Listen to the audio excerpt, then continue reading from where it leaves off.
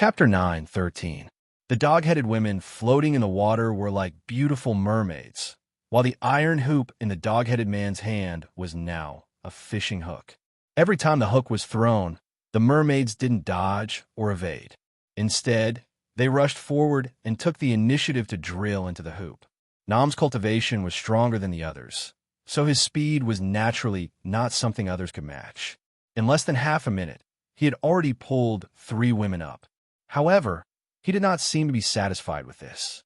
He continued to swing the iron hoop in his hand towards the most graceful woman in the center and firmly landed on her neck. However, before he could pull her to the shore, another iron hoop appeared on the woman's neck. Seeing that someone was trying to snatch it, Nam's face instantly turned angry. He turned to look at the dog-headed man who threw the iron hoop. That dog-headed man's figure wasn't any inferior to Nam's.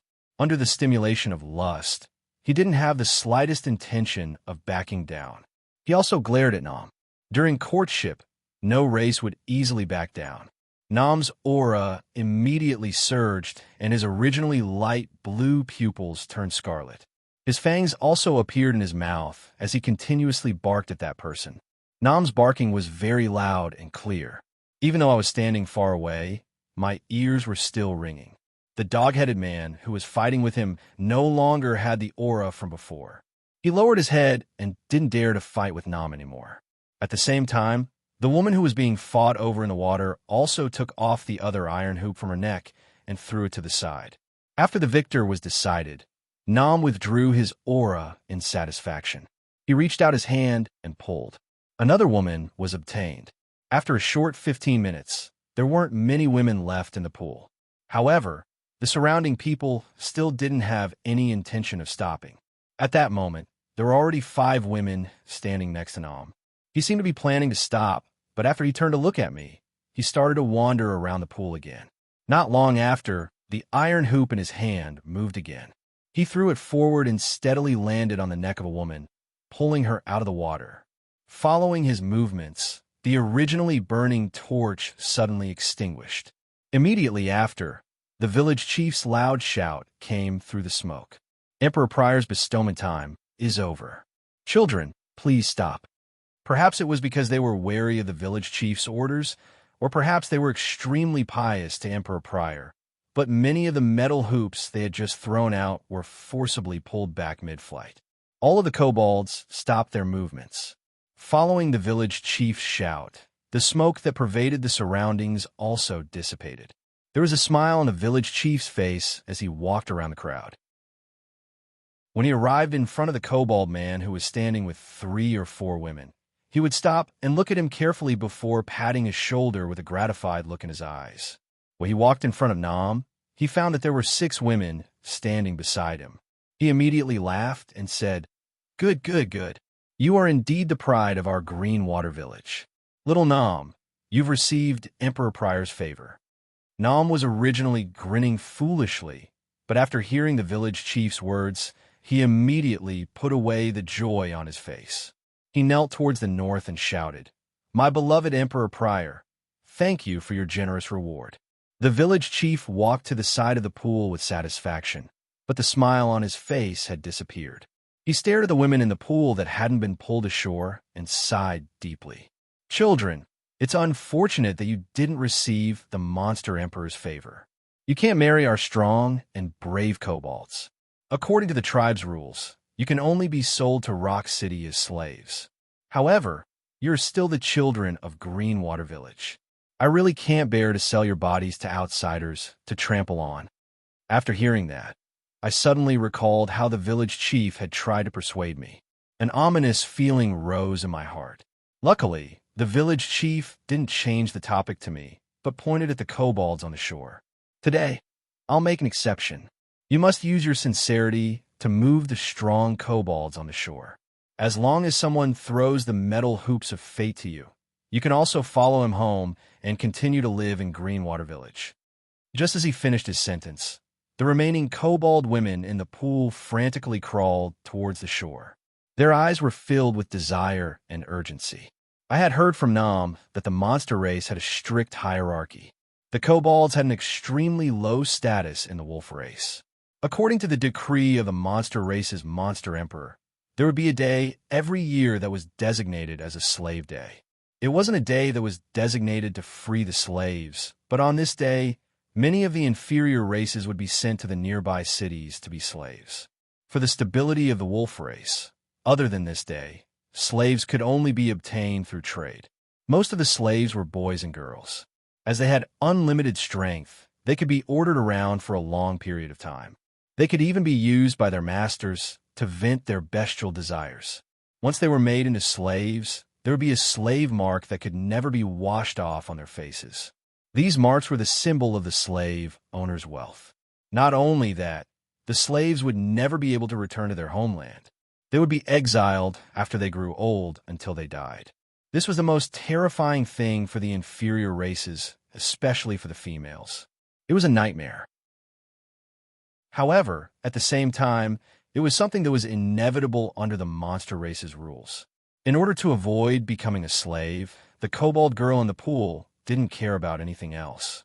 She continuously showed off the curves of her body in the water, hoping that the males on the shore would throw her a lucky olive branch. In actual fact, during the previous ceremony, the kobold's actions were extremely chaotic.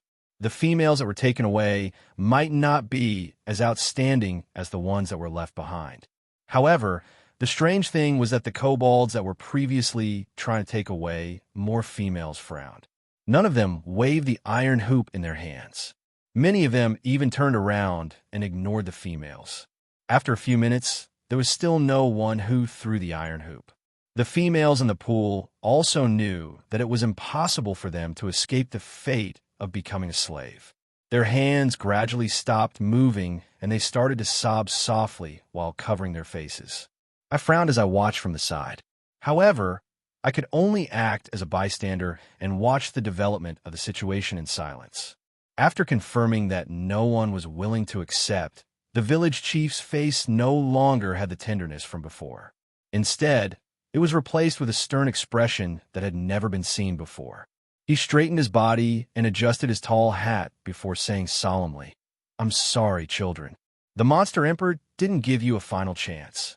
Tomorrow, you will follow the merchant group to Rock City. This is the fate of us kobolds. I hope that you will be able to find a good job in your employer's family." The village chief sighed. After saying that, he couldn't bear to look at the crying females anymore. He turned around and prepared to leave. However, at that moment, a sharp and familiar voice resounded from the forest in the distance. "Hold on, Village Chief Bill. I'm willing to bring them home." The sudden voice instantly attracted everyone's attention, including the village chief and Nom. They all turned to look at the forest on the right. At that moment, a few figures appeared in the forest and walked over from afar. The person at the front was also wearing a black marijuana outfit. The iron chain around his waist was at least 3 to 4 times thicker than Nom's, but there was no iron hoop. As they got closer, they realized that it wasn't that he didn't have an iron hoop. It was because the iron hoop was too big and couldn't be hung under his crotch. He could only let the people behind him who were wearing regular clothes carry it on their shoulders. I felt that the voice was familiar. After they got closer, I saw clearly that the person at the front was Gale from the Wolf Tribe, whom Nam and I had met a few days ago when we were picking herbs. The people behind him were also from the Wolf Tribe. I had some doubts.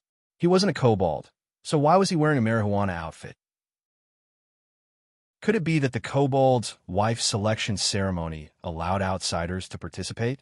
With doubts in my mind, I turned to look at Nam. I realized that all of the kobolds, including Nam and the village chief, had angry gazes. They were panting heavily as they glared at Gale. In the face of so many angry gazes, Gale didn't care. After coming closer, he looked at the naked, dog-headed women standing behind Dunham.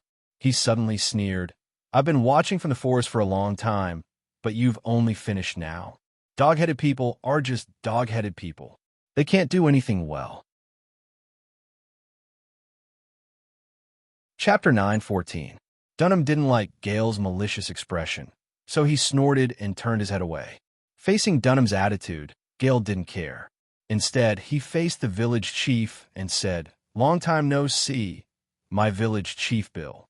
Today you look like a dog-headed person, but to be honest, This white dress doesn't suit you dog-headed people at all.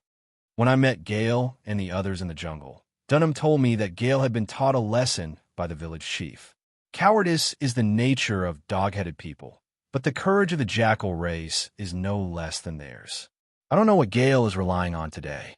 He actually swaggered into Greenwater Village and even spoke rudely to the village chief and Dunham. After listening to Gale's words, Bill's complexion sank, and he coldly said, "Gale, today is our dog-headed people's event. Don't think about making trouble." Gale wasn't frightened by the village chief's appearance. Instead, he motioned to the people behind him to place the huge iron hoop on their shoulders in front of him. Then, Gale pointed to the iron hoop on the ground. His eyes stared straight at the dog-headed woman who was still sobbing in the pool. He said, "Since I'm wearing a Mayuri dress, naturally I'm here to participate in the wife selection event. Don't tell me I'm here to look at your skinny dog-headed person's body." Although his description of the dog-headed person's body was somewhat extreme, but in front of Gale and the others, even the strongest person in Greenwater Village, Dunham, was a size smaller. Not only that, but Gale's muscles were clearly defined without any excess fat. This kind of obvious disparity wasn't only due to the difference in cultivation level, but also due to the difference in race's bloodline. Being humiliated like this, the surrounding dog-headed people instantly exploded. They gritted their teeth as they stared at Gale. Some even tried to rush up and make a move, but were stopped by the village chief. Seeing such a scene, Gale's face was full of arrogance, but now he was even more proud. The village chief's expression didn't change. While Gale was laughing, he coldly said, "This wife selection event is our dog-headed people's tradition, not your jackal races. Therefore, you're not qualified to participate. Hurry up and leave Greenwater Village while I still have some tolerance for you." Gale's laughter stopped, but there was a bit of ridicule on his face as he replied, "Dear Village Chief Bill, don't you know that our noble and majestic Emperor Prior issued a decree last month? In order to promote harmony among the various Yao tribes, Emperor Prior had specifically permitted friendly interactions between the villages, including occasions such as the wife selection conference. As the village closest to Greenwater Village, our Qingshan Village's jackal tribe is also qualified to participate." The dog-headed men of Greenwater Village were bewildered when they heard Emperor Prior's decree. They subconsciously turned to look at Village Chief Bill, hoping to get a definite answer from him. The village chief's face turned gloomy. After a long while, his face finally squeezed out a trace of a smile. He looked at Gale and said, "I, as the village chief of the Greenwater Village, naturally know the decree of the Demon Emperor. But even so, you won't be able to take any of the holy kobold women away. According to the tradition of the kobold tribe, once the sacred fire is extinguished, the wife selection conference must end immediately." After saying this, the village chief's face eased up a lot. Regarding the tradition that he spoke of, Dunham and the others continuously nodded to confirm it. Although the dog-headed men's faces were still filled with anger, their demeanor was obviously a lot more relaxed. But at this moment, Gale's face revealed a treacherous smile. He didn't say anything and directly took out a dried medicine from the arms of his follower behind him. It was exactly the same as the one that the village chief had ignited earlier. The dog-headed men were instantly stunned. Even Village Chief Bill was dumbfounded and couldn't speak. Gale didn't pay attention to them. He turned around with the people behind him and knelt down towards the north. He pointed the medicinal herbs in his hand forward, his eyes filled with longing as he loudly shouted, "Respected Emperor Prior, I am your most loyal servant. Please grant me the sacred fire to search for the light." Even a vulgar person like Gale was incomparably devout when he prayed. When the people of Greenwater Village heard the prayer, they didn't dare to forget to show their respect to Emperor Prior even at this moment. They quickly knelt down together and deeply buried their heads in the ground. Just when everyone was holding their breaths, Gale rubbed his hands together and a burst of fire appeared in his palms, directly igniting the dried grass. Seeing the medicinal herbs ignite into a raging fire, the dog-headed men instantly cried out in alarm. Village Chief Bill's face was full of sorrow. His hands were tightly clenched into fists and the veins on the back of his hands were exposed. It was obvious that he was extremely angry. When Gale and the others finished their prayer and stood up, the Green Water Village's dog-headed men were silent. The dog-headed woman in the pool had already put down her hands and walked towards Gale and the others. The longing in her eyes couldn't be concealed. For them, it didn't matter whose wife they became.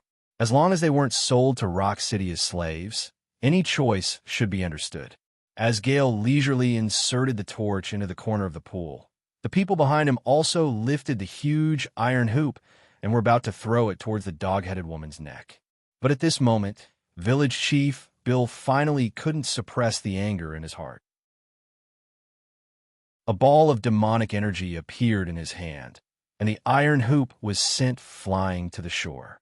Immediately after, the village chief roared, "Gale, I don't know why you have the Monster Emperor's favor, but these women are the wealth of our dog-headed tribe.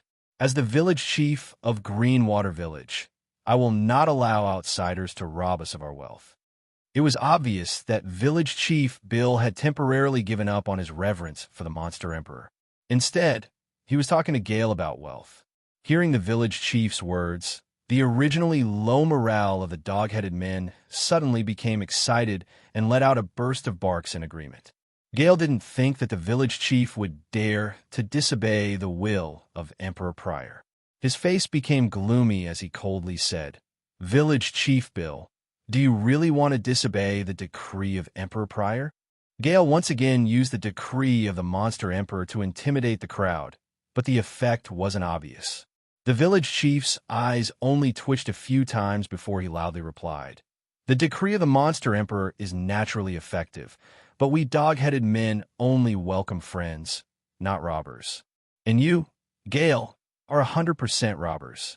We dog-headed men can only deal with robbers with our fists." Saying such words, it was obvious that Village Chief Bill already had a plan in mind. He directly took a step forward and coldly stared at Gale. The dog-headed men's anger finally broke out at this moment. Following the village chief's action, they simultaneously took a few steps forward. Many of their eyes had already turned red. After taking a few steps, they didn't wait for the village chief's order and directly rushed forward. They surrounded Gale and the others, revealing their fangs as they vented their anger. Although their aura was strong, their cultivation was only at the initial stage of Demon Soldier. Not only Gale, but even the few jackal tribesmen behind him had disdainful expressions. They simply didn't put them in their eyes.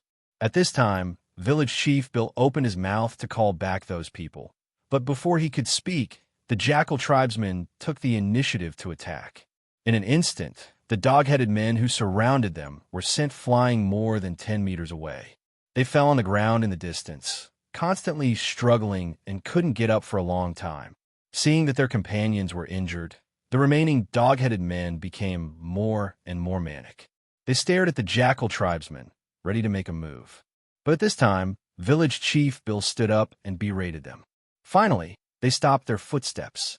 At this time, the village chief himself took off the tall hat on his head and handed it to Nam, who was not far away, for safekeeping. Then, he angrily went in front of Gale and the others. Seeing that Village Chief Bill intended to personally take action, Gale's face was still full of disdain. Not only did he not retreat, but his eyes carried a trace of pride. Seeing this scene, I frowned. Gale's current cultivation was only at the late stage of Demon Soldier. Although Village Chief Bill was already old, under the suppression of an entire realm, Gale simply wasn't his opponent. Why was he so calm? Chapter 9:15. Bill seemed to have realized that something was wrong. He didn't hastily attack Gale. Instead, he looked at the people behind him, as if he was wary of them suddenly making a move. However, at this moment, Gale suddenly opened his mouth, and black smoke shot out of it. Bill was only a few feet away from Gale. Moreover, Gale's movements were too fast, so he wasn't prepared for it. In the blink of an eye, he was blinded by the black smoke. At this time, Gale's aura surged. His originally waxy arm suddenly turned into a dog's paw. He immediately slapped Bill's chest, sending him flying more than 10 meters away. As the village chief's body fell to the ground, he spat out a mouthful of blood. His face instantly turned pale. I didn't know what that black smoke was, but it made the village chief unable to open his eyes. Moreover, he had received a heavy blow from Gale, so he didn't have the strength to fight back. I didn't know what secret technique Gale had used, but he was able to cross a realm and severely injure the village chief. Fortunately, he was somewhat worried about Bill's identity, so he only made him lose his fighting strength. After dealing with Bill, Gale became even more unscrupulous. He laughed crazily as he walked towards us with his followers.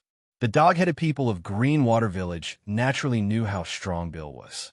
At this time, seeing the village chief being easily knocked down by Gale, the dog-headed people who were originally shouting that they wanted to break Gale's leg bones were now stunned.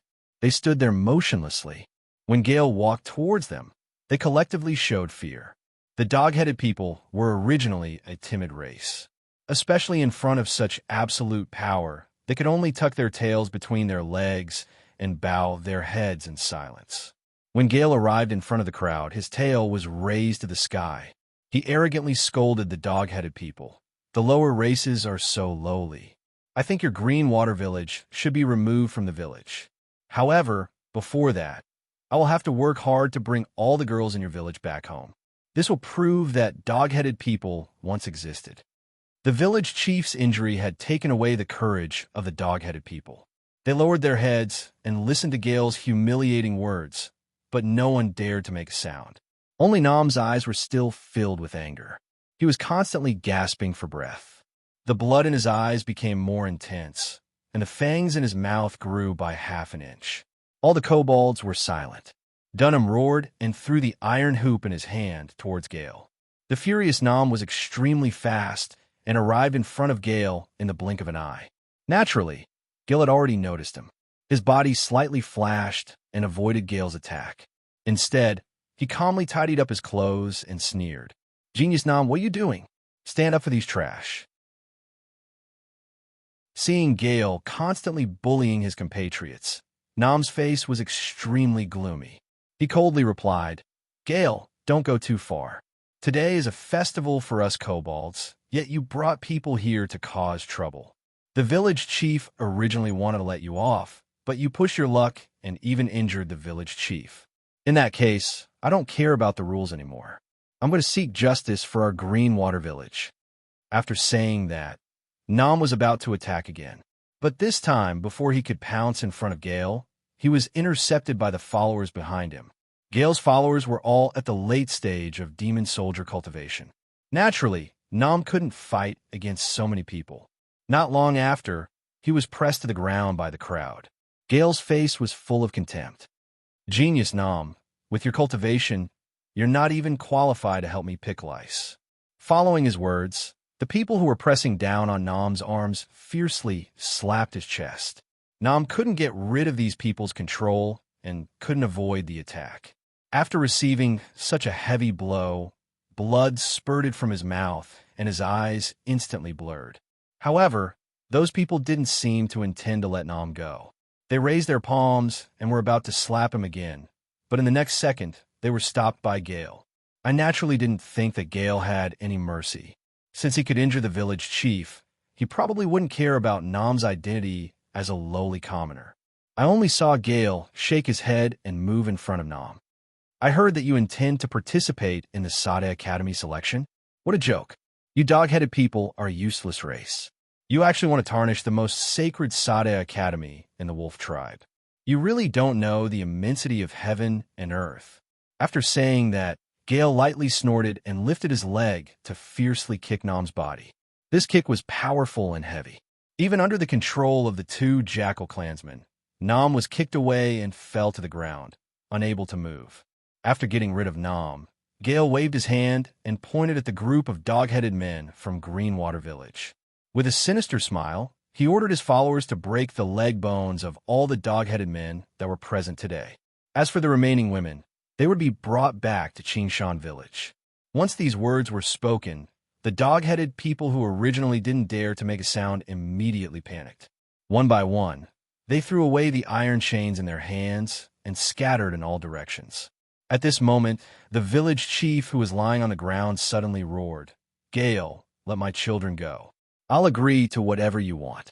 The village chief covered his eyes with an indescribable expression of pain on his face. However, after Gale heard this, he lightly snorted and walked over. He looked down at the village chief and sneered. "Dear village chief Bill, it would have been good if you had this attitude from the beginning. It's a pity that the lowly people of Greenwater Village don't know any better and broke the rules. You can't blame me for this." The village chief's eyes showed despair. After a long sigh, he suddenly turned around and shouted, "Little Nom, quickly run." He obviously wanted to protect the most talented Nom in the village.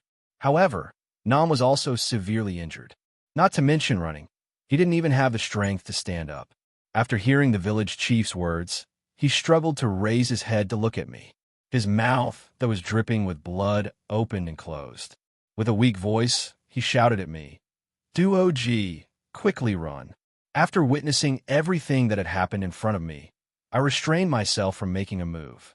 Firstly, my power was different from the monster race's aura. If I used the talisman, it would easily arouse their suspicion. Secondly, I didn't understand the method that Gale used to injure the village chief, so I wasn't sure if I was his opponent. However, at this moment, Nom was still thinking about me in such a miserable situation. This made my heart feel complicated. After a few seconds of silence, I sighed and lifted my foot to walk towards Gale. Gale's back was originally facing me, but he was quickly reminded by his follower. He turned around and sneered when he saw that it was me. "It seems that you dog-headed people still have some courage. It's a pity that you're trash. In my eyes, you're not even as good as a bunch of dog's tail grass."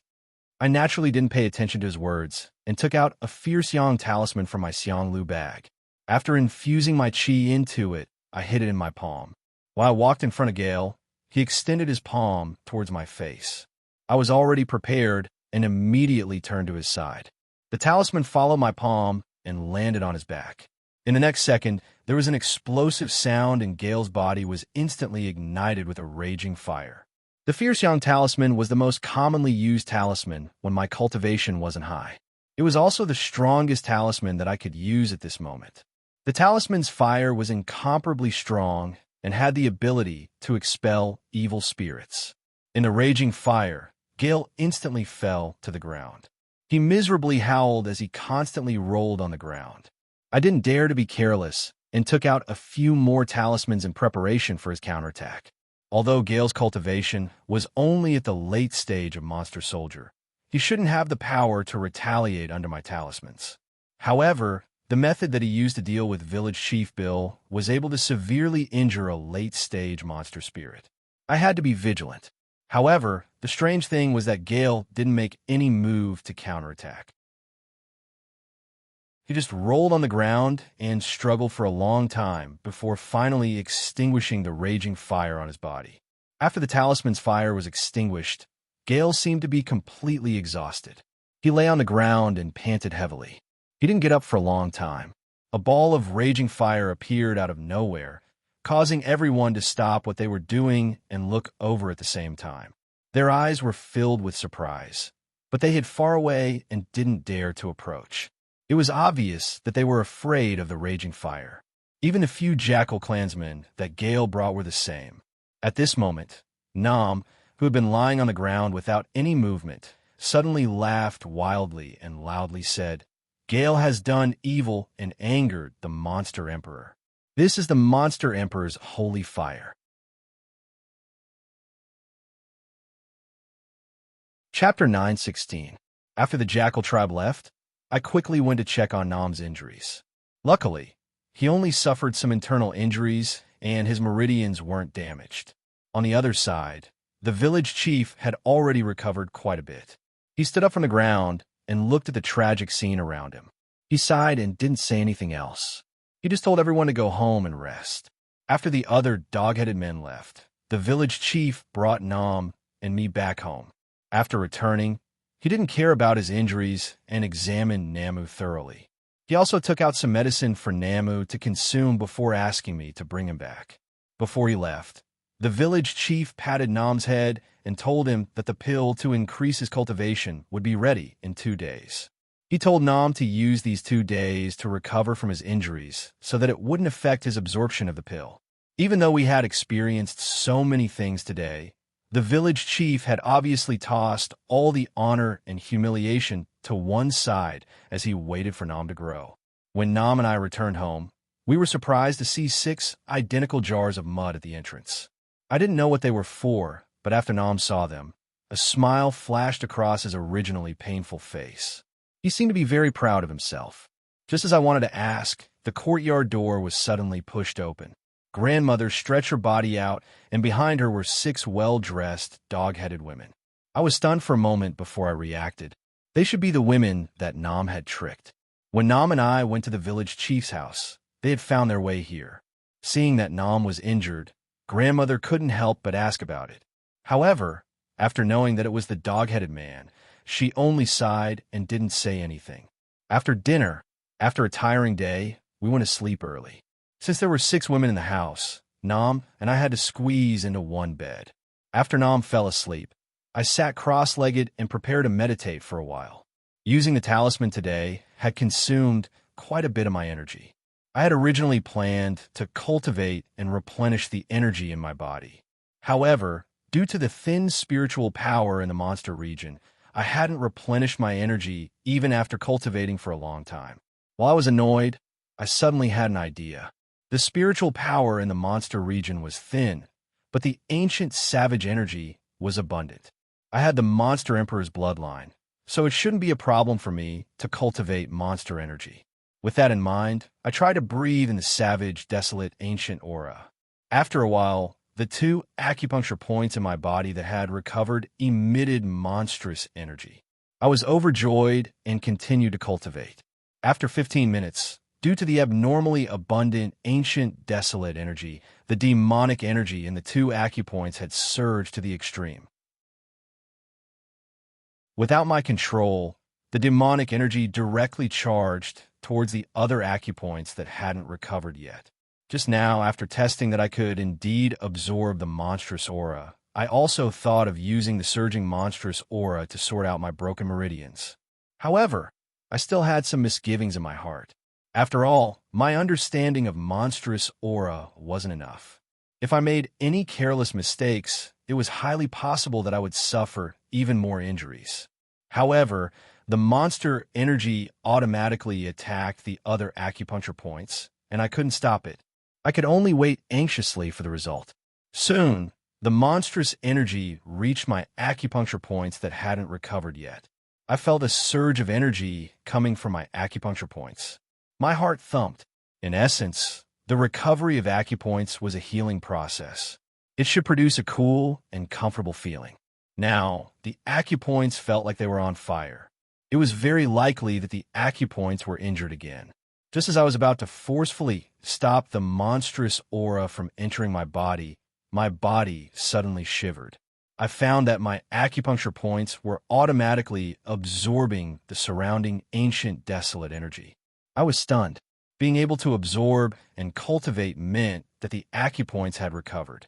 Moreover, as the ancient desolate energy surged into my acupoints, the surge of energy gradually disappeared. On the contrary, the other acupoints that had been attacked felt a surge of energy. Not long after, 3 more acupoints recovered due to the impact of the monstrous aura. At the same time, they started to absorb the ancient desolate energy. After all 6 acupoints were filled with monstrous aura, I carefully sensed that I had already entered the ceiling acupoint realm, which was the monster race's monster spirit realm. It seemed unbelievable that I had instantly reached the monster spirit realm from the monster soldier realm. However, in reality, there were more than 10 acupoints in each of the 8 meridians. Now that 6 acupoints had recovered, it was equivalent to half of the meridians operating. With my original cultivation, it was normal for me to recover half of the meridians and reach the ceiling acupoint realm. I was pleasantly surprised. Previously, I couldn't move my acupoints for a long time due to the impact of the Taoist and witch energy. However, now that I could absorb the ancient desolate energy, my recovery speed would undoubtedly be much faster. Of course, this was only in comparison to my previous speed. In reality, I would need at least a few years before I could fully recover. I naturally didn't want to stay in a monster race for a few years. If there was a chance, I would have to search for high-grade beast on to speed up the recovery process. The night passed without any words.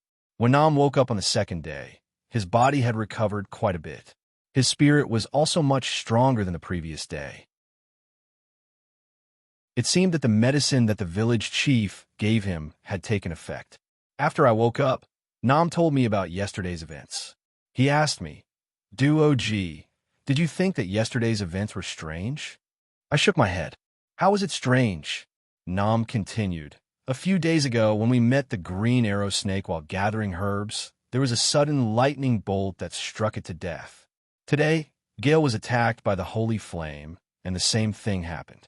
Don't you think that these two events are too coincidental?" I frowned.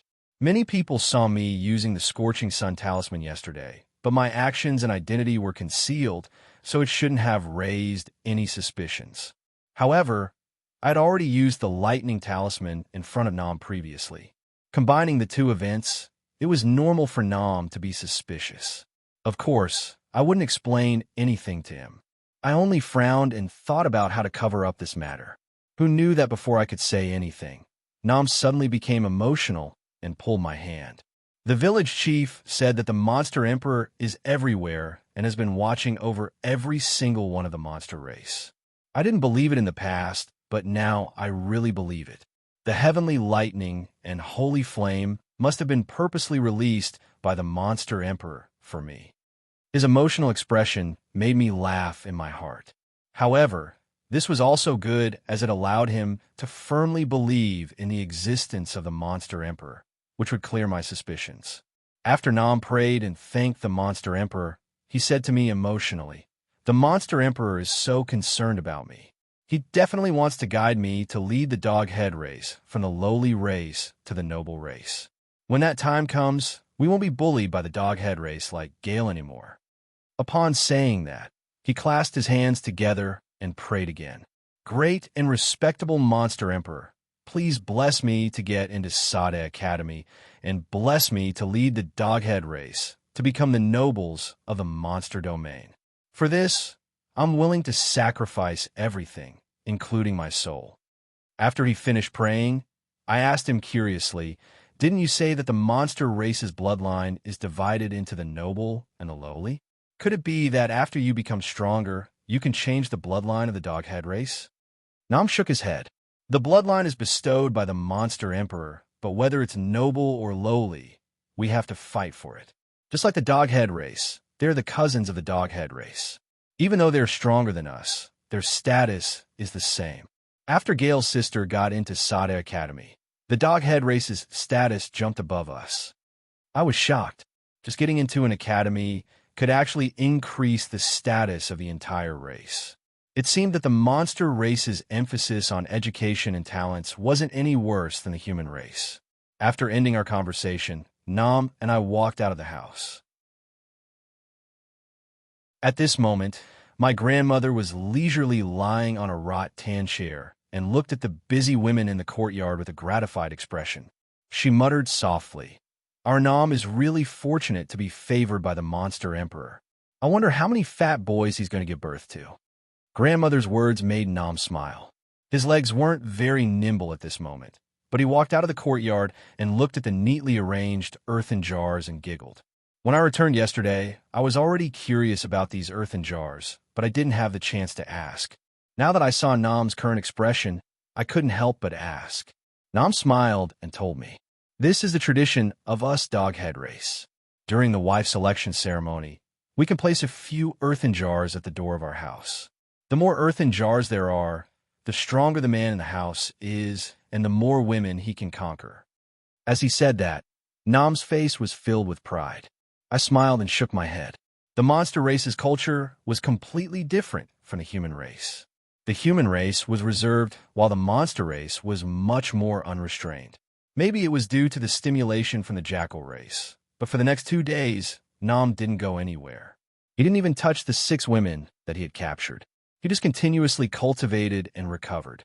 When a village chief finished refining the elixir, the injuries on his body had also completely recovered. 2 days later, Nam and I just finished our breakfast when the village chief sent someone to inform us that the elixir had already been refined.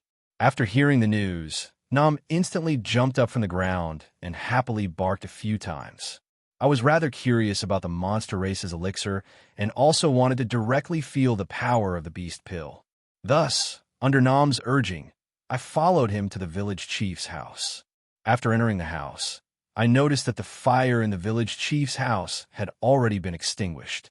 The green pot on top was still boiling. It was obvious that the elixir had just been refined. The village chief's elixir didn't look like the elixir that I had imagined. It was still in liquid form. The village chief poured the liquid into a bowl and passed it to Nam. At that moment, Nam couldn't wait any longer.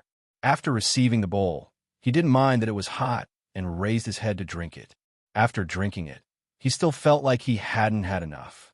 He smiled and asked, "Village chief, is there more?" The village chief smiled wryly and reached out to knock his head. "Little Nam, do you think this is cold water? This big pot of elixir can only be used once. After boiling it for so long, there's only one bowl left." After knowing that there was only one bowl, the smile on Nam's face disappeared and he sighed. If I had known earlier, I would have drunk it slower and left half a bowl for Duoji. Even though it can't completely heal his injuries, it should still be of some help. After saying that, Nam looked at me apologetically. His hands continuously fiddled with the clay bowl on the table. It was obvious that he was feeling down.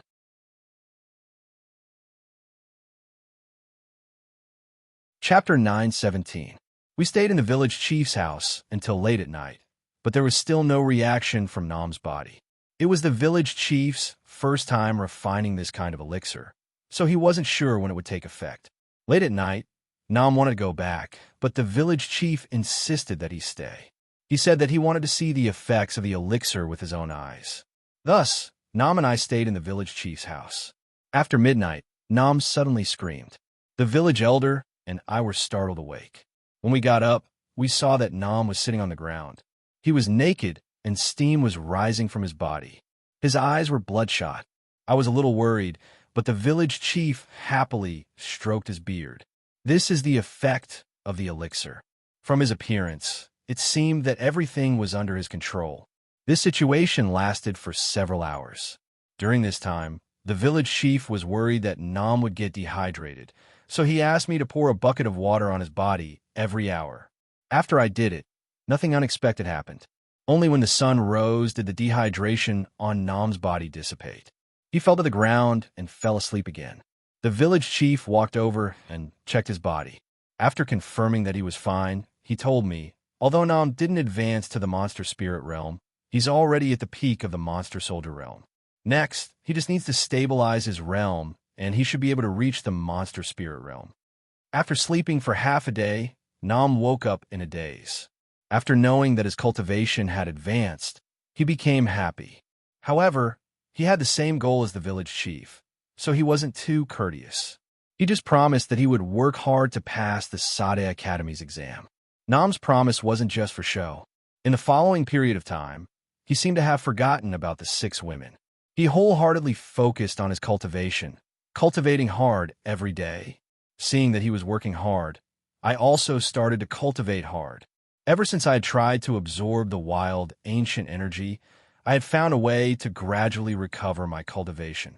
As long as I stimulated my acupuncture points with monster energy every day, although the recovery speed was slow, it shouldn't be a problem for me to protect myself in the Dog-Headed Man tribe, as well as in Rock City. Half a month later, I opened another acupuncture point, and my cultivation increased to the intermediate stage of the monster spirit realm. However, in this short period of time, Nam's cultivation didn't increase at all. He still hadn't reached the monster spirit realm. Nam had been excited at the start, but now he was depressed all day. Looking at him, I pondered for a while and decided to help him. The structure of the demon race is the same as the human race. The main reason why the Dog-Headed Man's talent is bad is because when the demon soldier advances to the demon spirit realm, he opens two few meridians. Namu was currently trapped on this node because his acupoints could not be opened. The human race had created many cultivation methods that could stimulate the acupoints directly. At this stage, everyone would try their best to open up as many acupoints as possible to lay a solid foundation for the future. However, the demon race didn't have many exquisite cultivation techniques, especially for a low-level race like Nam. They could only mechanically absorb the ancient savage chi and forcefully open a meridian to enter the demon spirit realm. With only one acupoint, he would not be able to achieve much in the future. After understanding this, I took the opportunity while Nam was cultivating to come next to him. I placed both of my hands on his shoulders and channeled my monster energy into his body. I used the techniques from the death scripture that I had cultivated in the past to stimulate his acupoints. If I had my previous cultivation, I could have done this easily, but now, stimulating Nam's acupoints wasn't any easier than restoring my own acupoints. After working hard for half a day, I only managed to help him open up two acupoints. Although these two acupoints were enough to support Nam's cultivation to enter the demon spirit realm, I wanted to see if the lowly dog-headed man could also become a powerful demon after obtaining stronger talents. Thus, I told Nam to stop cultivating temporarily. After a few days, I guaranteed that he would be able to reach the demon spirit realm. Even though Nam trusted me, cultivation was too important to him. He didn't know if he should agree or not until I told him that I had learned a secret technique from my previous master that could help him become a powerful monster. He finally believed me after I told him that I had learned a secret technique from my previous master that could help him become a powerful monster. In the following 10 days, he had been suppressing his cultivation and had me help him clear his meridians and acupoints every day. After a full 10 days, he went from being inexperienced to being familiar with it. After 10 days, I had completely opened up 2.5 meridians in Nam's body. After that, I told Nam that he could break through to the demon spirit realm. Following the opening of his acupoints, Nam seemed to have felt something. After getting my permission, he didn't want to wait any longer.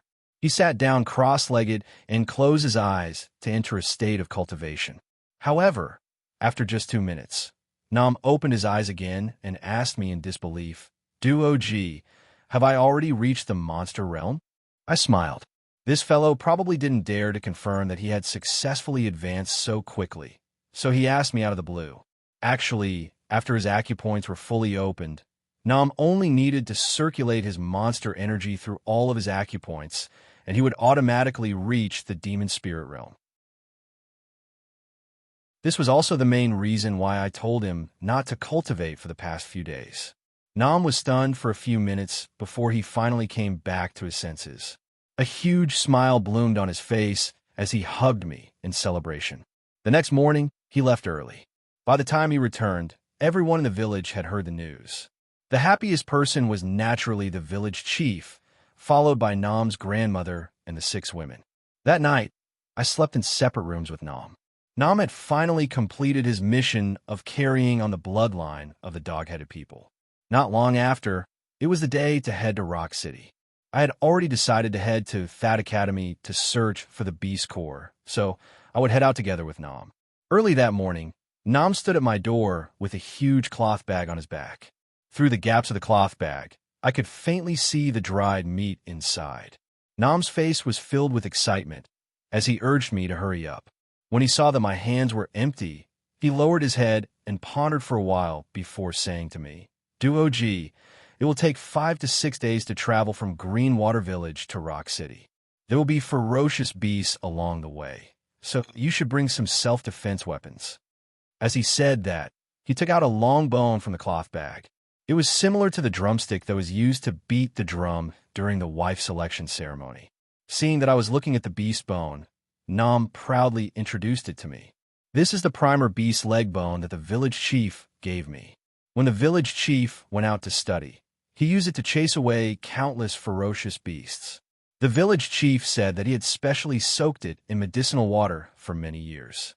He guaranteed that with one swing of the stick, he would be able to smash the head of a ferocious beast." After the introduction, Nam stuffed the beast bone into my hands and said, "I'm a bit stronger than you, so you can use this."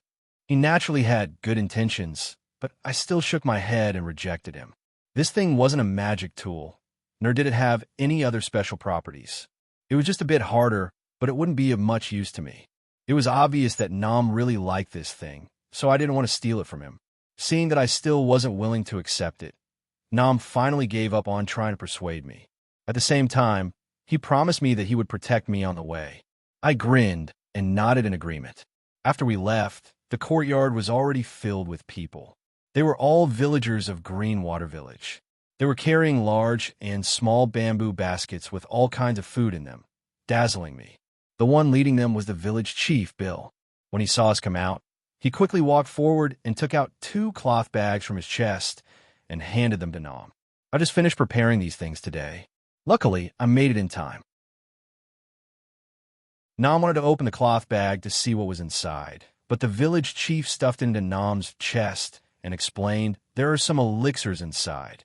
When you're outside, it's inevitable that you'll stumble upon some green foxtail grass. If you're injured, use these elixirs to treat your injuries. The other bag contains the gold coins that Uncle Chu Wong got from selling herbs in the city. After paying the registration fee for That Academy, there should still be some left. Rock City is different from our Greenwater Village. When the time comes, use these gold coins to find a place to rest. Only when you're full of energy will you be able to participate in the selection. After hearing the village chief's words, Nam's eyes were already filled with tears. He choked with sobs and couldn't speak. The village chief patted his shoulder and said goodbye with a loving expression. "Little Nam, the journey is long. You must be careful." Saying that, the village chief turned to look at me. "You too, little Duog." After saying our final goodbyes to the village chief and grandmother, Nam and I finally walked out of the house. We left the village and headed north. Rock City was directly north of Greenwater Village. When he first left the village, Nam was still immersed in the sadness of parting. When Greenwater Village completely disappeared behind him, Nam became happy and looked forward to the future after he successfully entered That Academy. Nam was very happy, but I was a little emotional. Directly north of the village was the desert where I was saved by Nam. Unknowingly, I had already been in the monster region for more than a month. My cultivation had only recovered to the pressure point realm. I don't know how long it will take for me to return to the human world.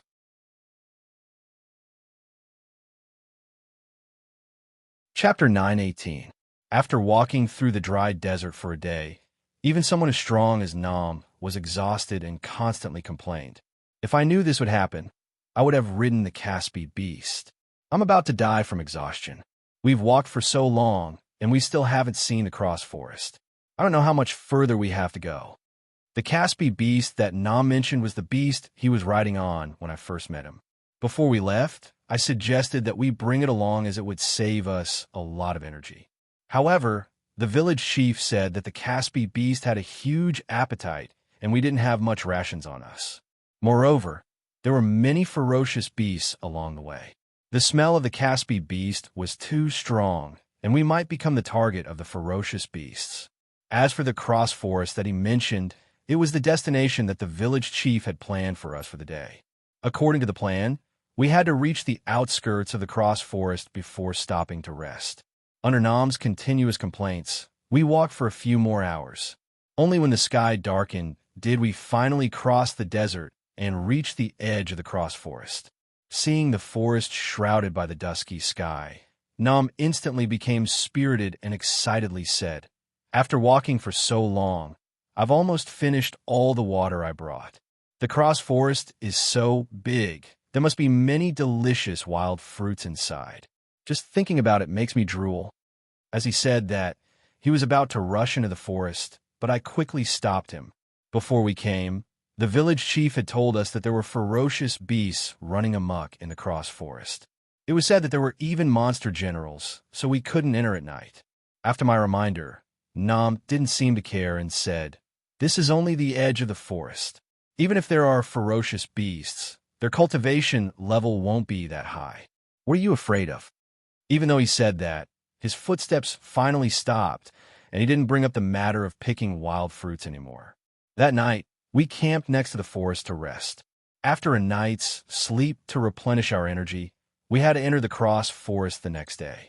Although the village chief had told us to be careful when we arrived, he didn't know much about the forest-specific situation. Just to be safe, I told Nam to take out the beast bone hammer before we set off in case we needed it. Nam obviously didn't care about the forest and casually patted my shoulder. Duo-G, don't worry.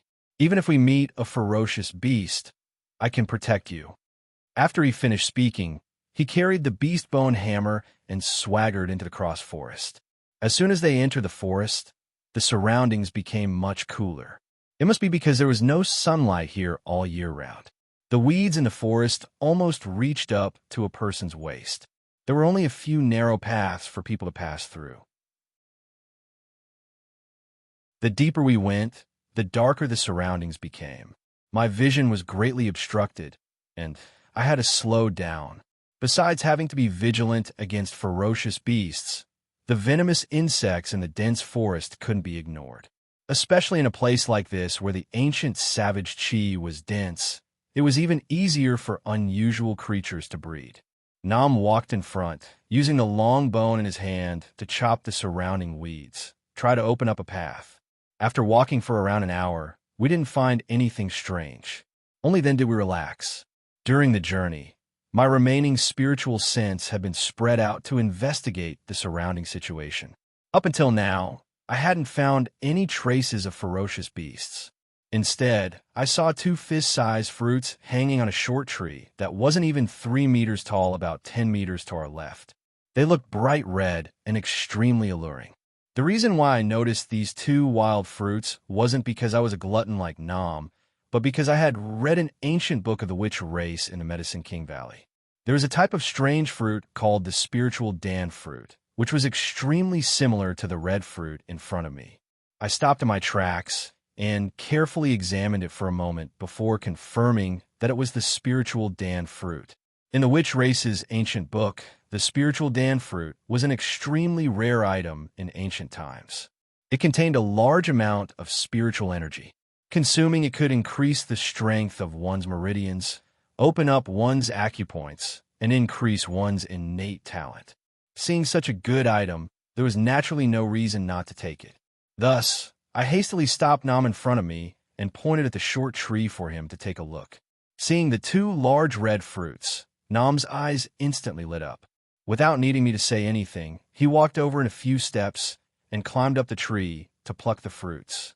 After returning, Nam wiped the spiritual Dan fruit a few times before choosing a slightly bigger one and passing it to me. His eyes were full of smiles.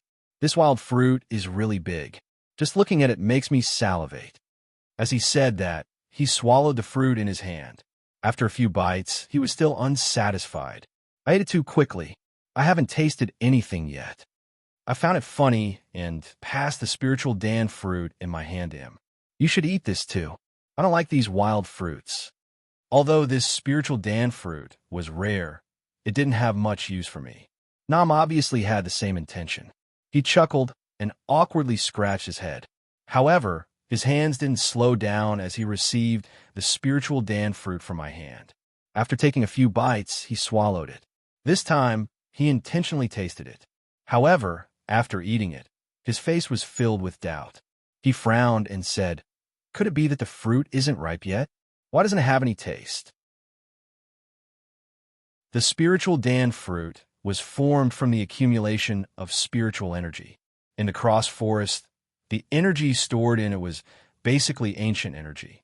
It was too strange to have a taste. I didn't explain to him and was about to urge him to continue on his way. At that moment, Nam suddenly roared and clutched his stomach. At the same time, his eyes turned scarlet.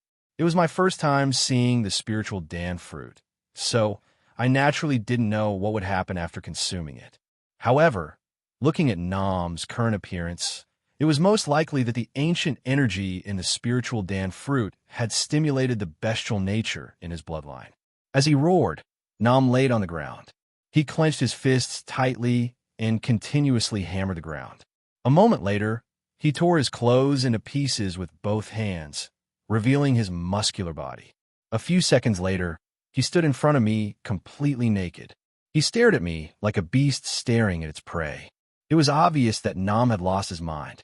Just as I thought that he was going to attack me, Nam crouched down and repeated the action of hammering the ground. At that moment, the monster aura on his body became denser and denser, causing his body to gradually grow. In just a short moment, he had grown a lot taller, and the muscles on his body swelled up. I frowned and pondered for a while. I was worried that the ancient energy in Nam's body would explode, so I formed a sword with one hand and walked to his side. I extended my hand to press on a Yuzhen acupoint on the back of his head. The Yuzhen acupoint was an acupoint that allowed people to sleep soundly. The monster aura in my body surged out from my fingertips and stimulated his Yuzhen acupoint. Nam's roar suddenly stopped, and his body heavily fell to the ground. After a short moment, there was a series of snoring sounds. While he was unconscious, I retracted my spiritual power and stabilized the aura in my body. I placed both of my hands on Nam's back and gathered monster aura to guide the vigorous spiritual power in his body. The ancient energy in the spiritual Dan fruit was extremely violent and rampaged around Nam's body. With my current cultivation, I didn't dare to forcefully control it. I could only slowly infuse my monster aura into it to guide the ancient energy. Under my guidance, the ancient untamed aura gradually calmed down. Xiali mixed with the monster energy in Nam's body, but I still couldn't completely relax. This spiritual power was too strong for Nam. If he wasn't careful, it would explode again and he would still be in danger. Thus, I tried to guide the spiritual energy to circulate through Nam's meridians and use it to strengthen his meridians. After the spiritual energy in his meridians was balanced, I then pushed the remaining portion into Nam's meridians in the sky. After doing all of that, Nam's body finally returned to its original state. However, the torn clothes on his body couldn't be recovered, so I could only find a set of clothes from my luggage for him to change and to hide him from the mosquitoes. After busying myself for a long time, I was extremely tired and decided to sit cross-legged next to Nam to regulate my breathing. In the dark forest, it was impossible to estimate the time of day. After an unknown amount of time, Nam finally woke up while rubbing his head. After crawling up from the ground, he exclaimed, "Duo G, wake up. How do we fall asleep? This is bad, this is bad. It's definitely dark now."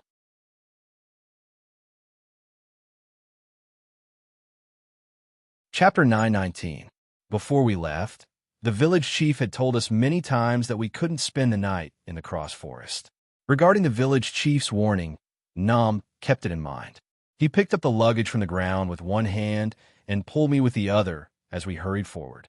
After walking for close to an hour, Nam's anxious mood gradually calmed down.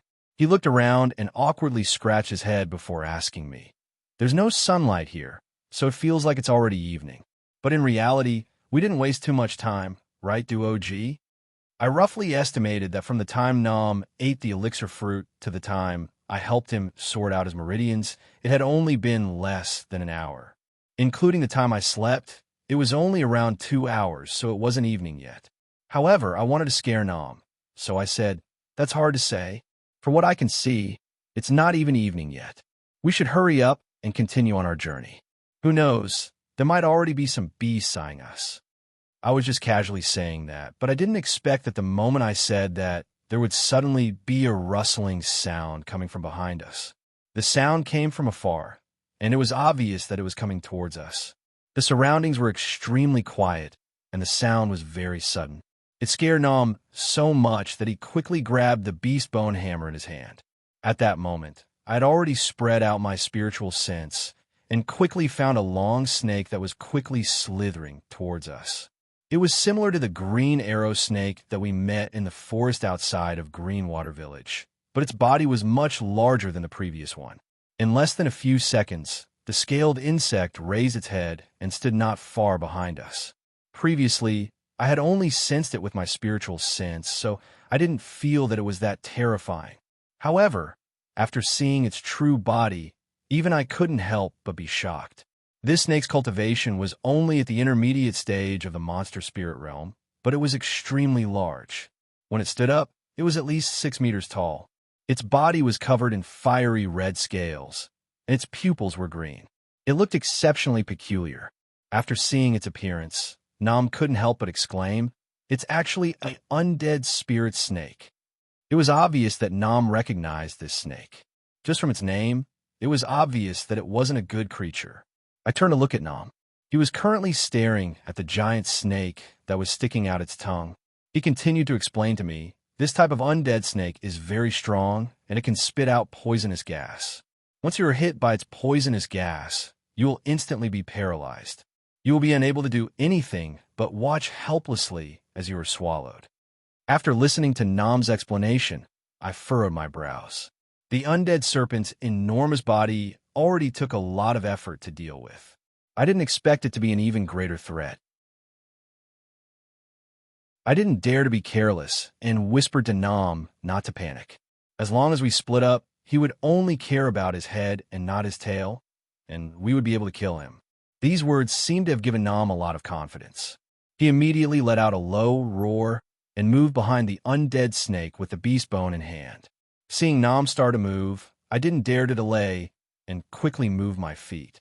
The departed spirit snake's head was several meters tall, so it wasn't easy to attack it. After thinking for a while, I decided to attack its abdomen. When I arrived in front of it, Nam had already hit the back of the departed spirit snake with his club. Nam had previously said that the primer's leg bone was extremely hard and had been soaked in medicinal liquid for a long time. One hit from a club would be able to break the skull of a ferocious beast. That was indeed the case. After Nam succeeded, I could hear the sound of bones breaking even though I was a few meters away. However, Nam's strike wasn't fatal. The departed spirit snake felt pain and immediately lowered its head. At the same time, it used its strong tail to sweep towards Nam. Dog-headed people were nimble to begin with, and this was even more evident in the face of such a huge beast. Before the snake's tail could be raised, Nam had already moved to the other side. Seeing this, I didn't dare to be negligent. My hands were filled with monster energy, and I instantly turned my palms into fists and punched the departed spirit snake's abdomen. After receiving another heavy blow, it momentarily lost its sense of propriety and didn't know where to attack first. However, the departed spirit snake had thick skin and flesh. Even after receiving multiple blows, it didn't panic. Its cold eyes were filled with brutality. Occasionally, it would look at Nam beside me and occasionally at me, as though it was trying to find a way to break through. I beckoned Nam to attack together with me in order to get rid of it as soon as possible. Nam understood, and in the next second, Primer's leg bone landed on the departed spirit snake's back. At the same time, my heavy fist landed on its abdomen. After receiving another blow, the brutality in the departed spirit snake's eyes finally dissipated a little and was replaced with fear. It turned its body and turned its huge head in between Nam and me, preparing to escape. Seeing that it wanted to escape, I stopped my attack. After all, we were only in a hurry. As long as it didn't obstruct us, there was no need for me to take its life. However, Nam didn't seem to want to let it go. Following the departed spirit snake's movements, Nam's legs suddenly stomped, and he instantly appeared in front of the departed spirit snake. As the saying goes, don't chase a cornered enemy. At this moment, the departed spirit snake was obviously extremely brutal. Seeing that Nam was blocking its way, it instantly spat out a dark purple smoke. The smoke contained a dense monster aura. It was probably the departed spirit snake's unique poisonous gas. Nam obviously didn't expect that to happen. He didn't even have time to react before the poisonous gas covered his entire body.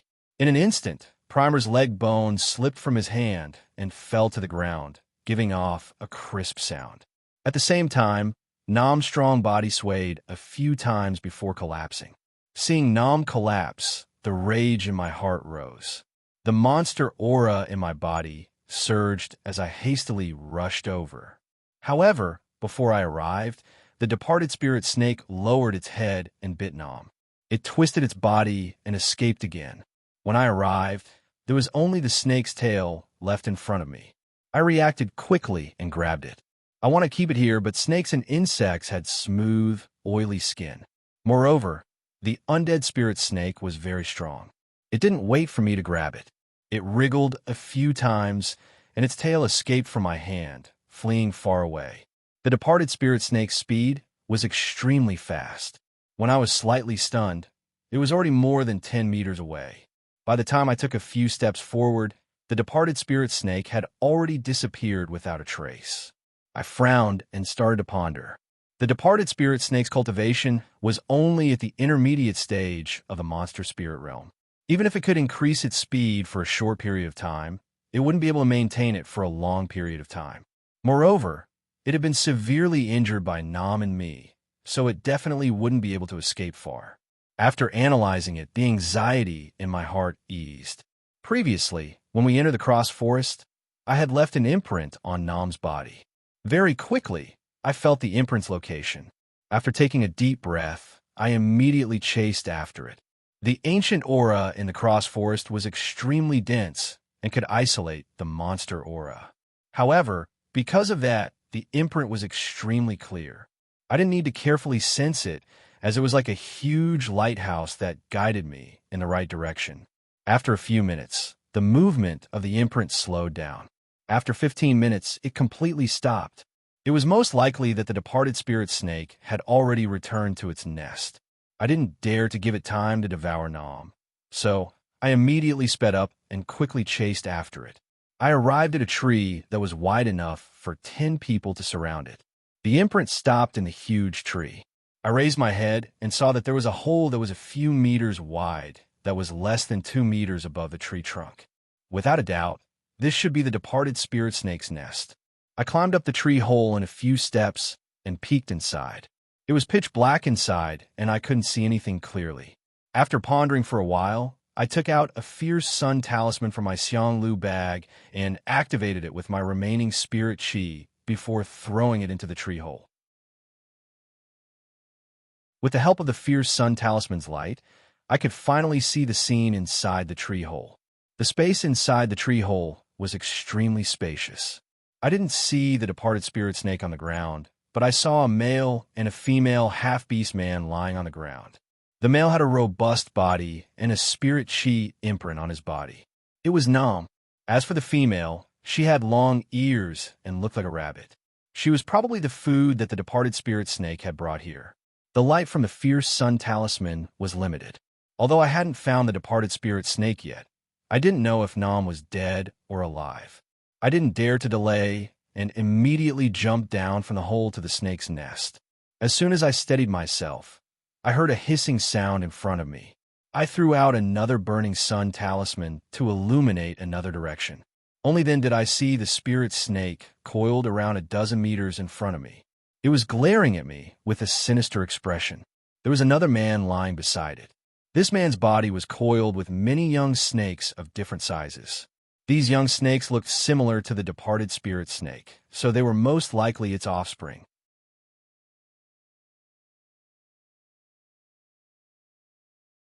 Chapter 9:20. Seeing this, I wasn't in a hurry to deal with the undead snake. Instead, I quickly walked to Nam's side to check on their situation. Luckily, the two of them were only unconscious from the poison and weren't injured. However, it seemed that they wouldn't wake up anytime soon.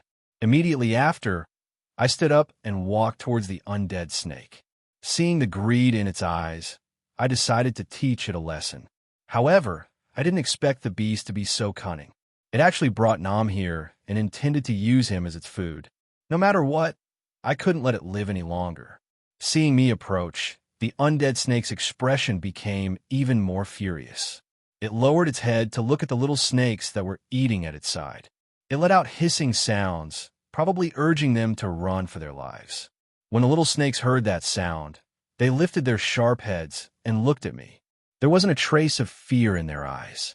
I didn't take it to heart. As long as I could deal with the undead snake, the rest of the little snakes weren't worth mentioning. In the next second, I circulated the monster energy in my body and wrapped Primer's long bone in my hand. My speed increased by several folds as I charged towards the undead snake. Seeing that I was so fast, the undead snake suddenly twisted its body and used its body to block the little snakes. After that, its powerful tail rose from the ground and swept towards my waist. The undead snake's bones had almost been broken by Nam's previous attacks. Now that it was attacking, its strength and speed were greatly reduced. The undead snake's attack methods were too simple. Apart from its physical attacks, it only used its dark purple poison gas. I already understood all of this. Before the snake's tail could get close to me, I had already leaped to the other side of the snake's tail and easily dodged the attack. Seeing that I was agile, the undead snake finally showed a panicked expression. It twisted its body and let out hissing sounds, urging its offspring to escape first. I wasn't sure if it was trying to stall for time or if it knew that it couldn't escape today, but its originally green eyes revealed a few traces of scarlet. Its aura was much stronger than before.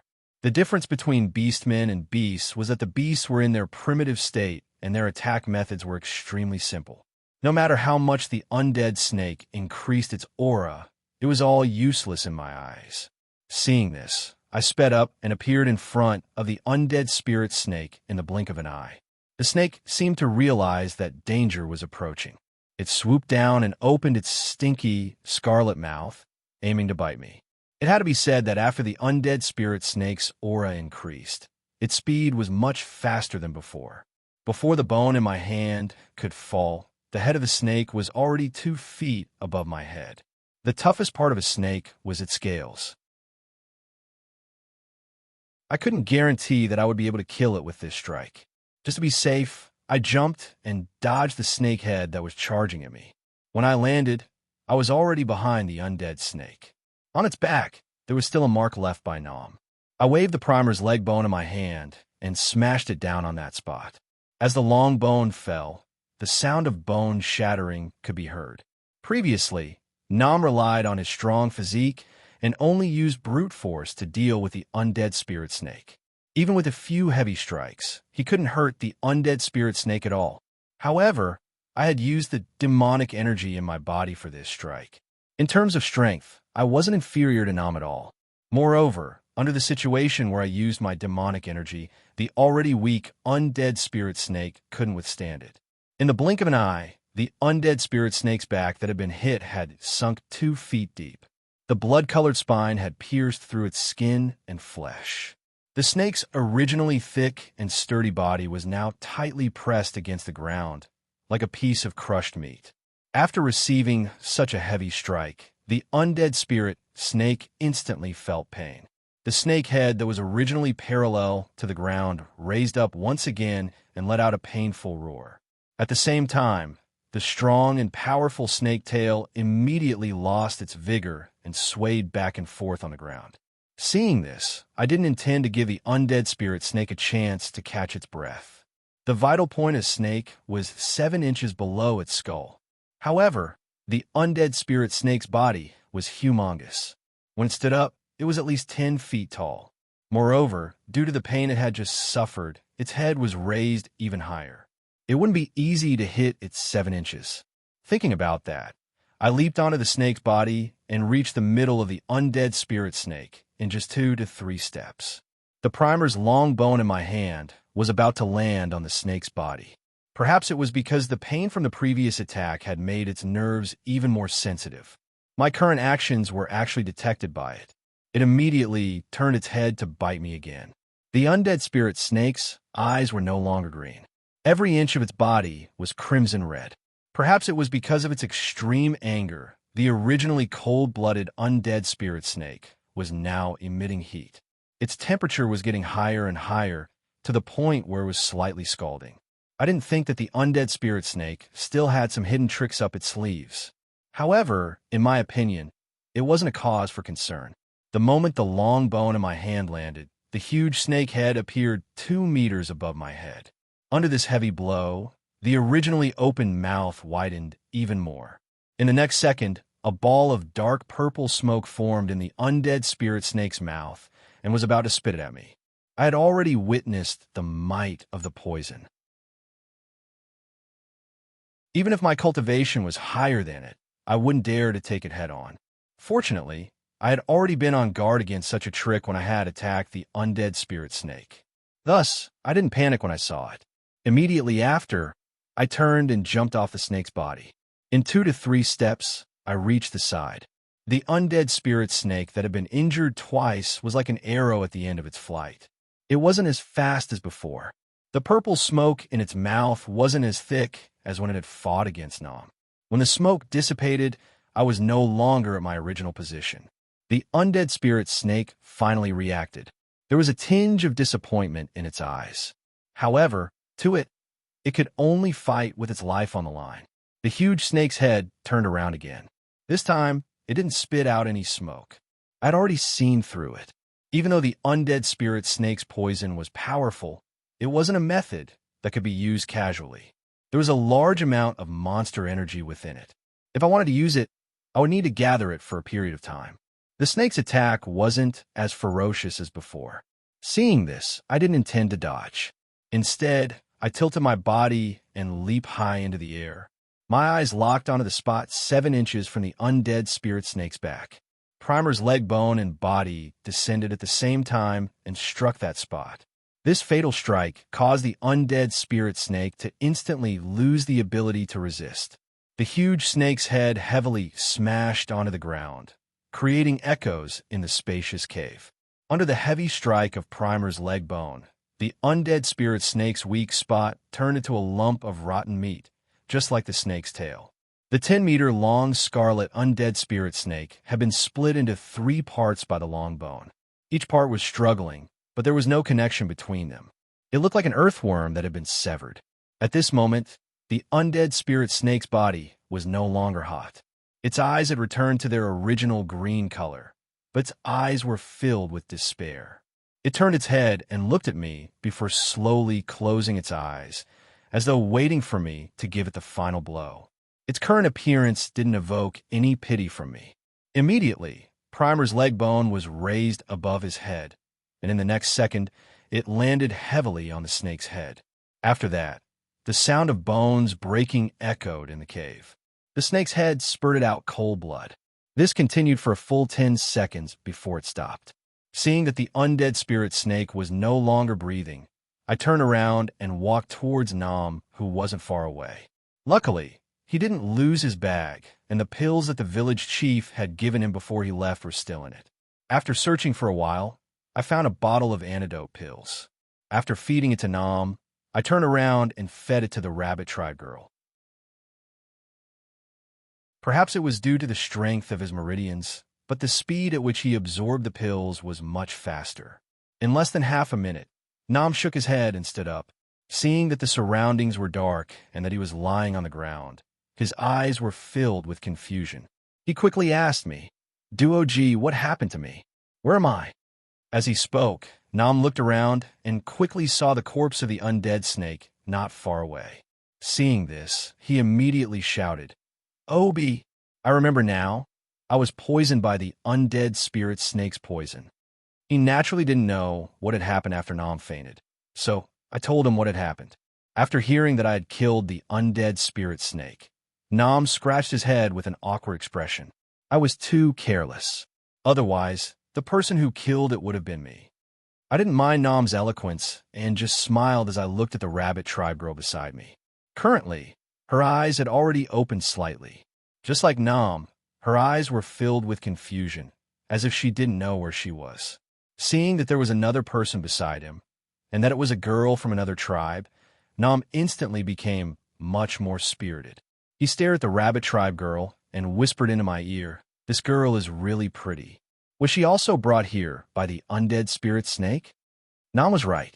Although the rabbit tribe girl was also a half-beast human, her face was closer to a human's except for the 2 long ears on the top of her head.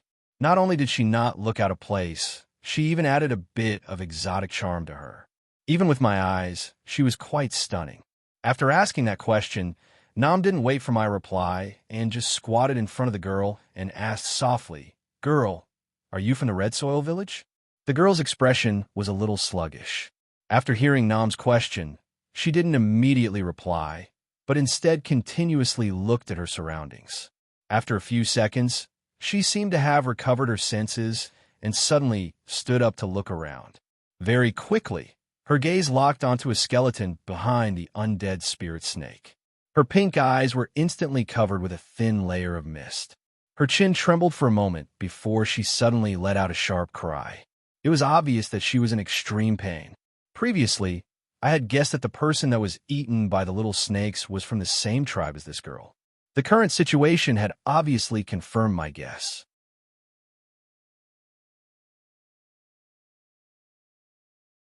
Chapter 9:21. Seeing that the girl was so sad, Nam's face flashed with heartache. He immediately asked me, "Duo-G, this girl is so pitiful. The disgusting thing on the ground seems to be a person. What's the relationship between this girl and him?" I didn't know much more than Nam about the girl's identity, so I couldn't get an answer from him. Nam stood at the side and rubbed his hands for a long time. He didn't know how to console her. After a long time, seeing that the girl hadn't recovered from her sadness, Nam shifted his gaze to the undead spirit snake and said, "A monster in the monster realm. It must have condensed a beast core. This is a good item. It would be a waste to not take it." After saying that, he walked in front of the undead spirit snake. The monster aura around his body surged, and sharp claws appeared in his hands. He cut open the undead spirit snake's stomach in a few swipes. After a few seconds, he took out a beast core that was the size of a fingernail from the snake's stomach. After he carefully wiped off the bloodstains on the beast core, I could finally see the quality of the beast core. The shape of the beast core wasn't uniform, and there were different patterns on it. According to what Nam had said, a beast core of this quality wouldn't make the grade. Even so, Nam's face was still full of smiles. He held the beast core in his hand and waved at me. "Duo-G, this beast core is still alright. When we reach Rock City, we can exchange it for a gold coin." While Nam was happily talking, the rabbit race girl behind him stood up with the skeleton in her arms. She picked up the tree roots on the ground and tied the corpse to her body before crawling towards the entrance of the cave. Seeing the girl's actions, Nam hastily lifted his leg to follow her. I frowned and stopped Nam, reminding him that they had already wasted a lot of time today and that they had to hurry on with their journey. Seeing that I was urging him, Nam casually put the beast core in his cloth bag and said, "It's all right. The village chief has already calculated that there are still 10 days until the Sod Academy selection. Even if we're delayed for a few days, we can still make it." After saying that, the anxious fellow followed the rabbit race girl out of the tree hole. I could only follow helplessly. When she arrived outside the cave, the rabbit woman stopped and put down the corpse on her body. She stared straight at the tree in front of her, thinking about something. Seeing the situation, Nam frowned and explained to me in a low voice, "I heard from the village chief that the rabbit tribe has a custom. When their tribe members die, they put their corpses on a tall tree. It means that their souls will go to heaven and forever protect their tribe. However, the people of the rabbit race are not good at climbing trees. Every time they place the corpses, they have to tie a very long rope to the tree before they can climb up." After listening to Nam's explanation, the rabbit race's burial method was somewhat similar to the human world sky burial. However, the lowest branch of this tree was at least 10 meters tall, and there were no other tools beside it, so it was very difficult to climb up. At this time, Nam walked in front of the rabbit woman and said softly, "We kobolds have sharp claws, so it's very easy for us to climb trees. Let me help you." The rabbit woman seemed to have an instinctive resistance towards strangers. After hearing Nam's words, she didn't pay attention to him. However, seeing that the tree was really too tall, she couldn't reach it with the tree roots she had picked up. Helpless, she could only nod her head. After getting the woman's consent, Nam took off his shirt and used the tree roots in the woman's hand to tie the corpse to his back. Afterwards, his hands turned into sharp claws, and he leaped up and firmly latched onto the tree trunk. Using all 4 limbs, it didn't take long for Nam to climb up the tree branch and firmly place the corpse on top. After finishing, he didn't immediately come down, but instead lowered his head and asked the woman, "Miss, do you think this place is okay?" Seeing the woman nod her head, Nam chuckled and quickly retreated. After Nam landed, the woman squatted on the ground and stared at the corpse on the tree branch. She let out a G sound as if she was praying. After she finished praying, Nam put on a shirt again and walked over to introduce himself in a low voice. I'm Nam, he's Duo-G. We're from Greenwater Village, and we're planning to participate in Fat Academy selection. Miss, what's your name? Your Red Soil Village is quite far from here. What are you doing here? Nam couldn't see her cultivation level, but I could feel that her strength was at the early stage of the monster spirit realm. Since she was hurrying from here, she was most likely going to participate in the selection. The woman's eyes were evasive, and she didn't answer Nam's question. Instead, she hurriedly walked towards the north side of the forest, which was the direction towards Rock City. At that moment, Nam seemed to have realized the woman's destination. He said to me while carrying his cloth bag, Duo-G, could this lady be going to participate in Fat Academy selection? If that's the case, then we could go together. It won't be boring on the road. Seeing me nod, Nam laughed and chased after her. He shouted, Miss, wait for us. We'll go to Fat Academy together. The rabbit tribe's speed was already very fast. After the woman heard Nam shout, she quickened her pace and disappeared in an instant. Seeing this, I shook my head and chased after Nam. I joked, have you fallen in love with someone else? Don't forget that you still have 6 women waiting for you at home. Furthermore, they don't even want to talk to you. After hearing what I said, Nam's expression immediately became solemn. He patted my shoulder and replied, Duo-G, you don't understand. No matter how many women you get in the wife selection, you can only say that your skills aren't bad. Only by marrying a woman from another tribe can you be considered as truly capable. What he said wasn't wrong. Under the monster race's social system, it really wasn't suitable to talk about loyalty and chastity. I shook my head and didn't say anything else. Nam chuckled. Duo-G, you don't know that the rabbit tribe is very timid. They usually don't interact with other tribes. Looking at this lady's attire, she must be from a rich family. If I can marry her, then I, Nam, will have a lot of face. At that time, I'll also introduce a few rabbit tribe ladies to you. After saying that, Nam was ecstatic. It seemed that he was already fantasizing about the scene of him marrying the rabbit tribe lady. We joked around as we hurried on our journey. As we walked, the surroundings started to brighten up. It seemed that it was going to be dawn soon. After about half an hour, white smoke suddenly appeared in our surroundings. Under the effects of the smoke, visibility was greatly reduced. Nam didn't seem to take it to heart as he continued on his journey. However, I furrowed my eyebrows and started to investigate the situation of the smoke. We were in a deep and dense forest. At first glance, it seemed normal for the smoke to appear at dawn. However, there was a faint and strange smell in the smoke, which made me cautious. The cross forest was a place where poisonous insects, birds, and beasts roamed. I couldn't be careless if there was any abnormal phenomenon. I opened my mouth to warn Nam to stop in his tracks, lie down, and cover his mouth and nose. Seeing that I was so serious, Nam's eyes were filled with doubt. However, out of trust, he still followed my instructions and buried his head in the bushes. Very quickly, the effects of the poison started to show. Nam's breathing quickened as he lay on the ground, gasping for air. I quickly took out the antidote from his cloth bag. After the two of us took it, our bodies quickly recovered. Luckily, the poison wasn't too ferocious. After taking the medicine, the poison in the air couldn't affect us anymore. After getting up, Nam wiped the sweat off his face and rejoiced. It's lucky that you're quick-witted. Otherwise, I would have forgotten about the medicine that the village chief gave me. Just as he said that, he suddenly thought of something and shouted, Oh no, that rabbit race girl is walking in front of us. She doesn't have anything on her. She must have been poisoned. After saying that, Nam quickly ran forward. After running for a quarter of an hour, he finally found the rabbit race girl in the bushes. At that moment, the rabbit race girl's face was turning green and purple. Her breath was extremely weak. If he was any later, her life might be in danger.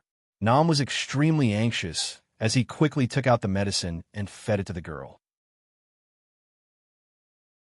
After a quarter of an hour, the girl's expression eased up and her breath gradually calmed down. However, she was deeply poisoned and wouldn't wake up for a while. Since we couldn't stay here for long, I gestured for Nam to carry her and leave the cross forest first. Luckily, under the cover of the poison, the rest of the journey was extremely peaceful. When we successfully left the cross forest, the sky was already completely bright. The girl's complexion also returned to normal, and she reacted not long after.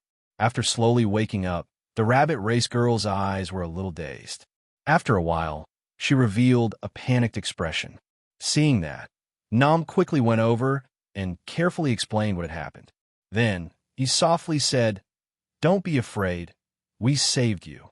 After listening to what had happened, the panic in the rabbit race girl's eyes lessened a little. However, she still didn't talk to Nam.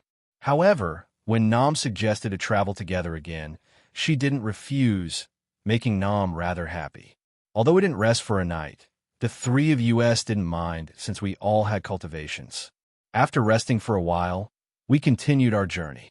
For the rest of the journey, Nam constantly leaned in front of the rabbit tribe girl and boasted about his heroic deeds. Although the girl's expression was still timid, she gradually lost her previous resistance and chatted with Nam from time to time. According to her, her name was Tana, and she was from the red soil village that Nam mentioned. The person that was eaten by the undead snake was her brother. The two of them had depended on each other since they were young, and they were going to participate in the selection of That Academy. However, they had never traveled far and didn't know the dangers of the journey. Not long after entering the cross forest, they encountered the undead snake.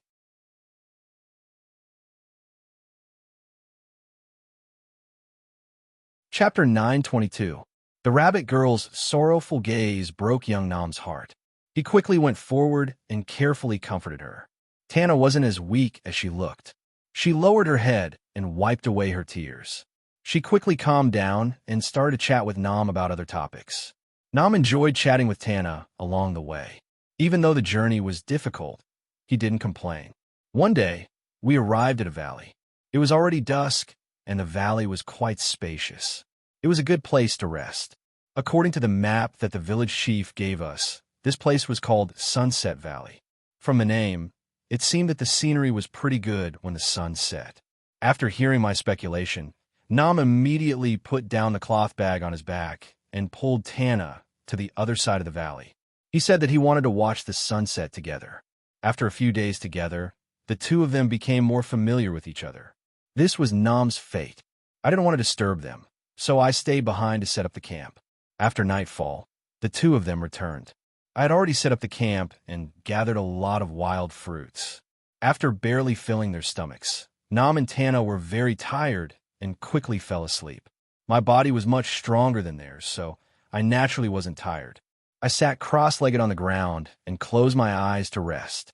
While cultivating, I spread out my spiritual sense to detect the movements in the surroundings. Although this place was spacious, it was still in the wilderness.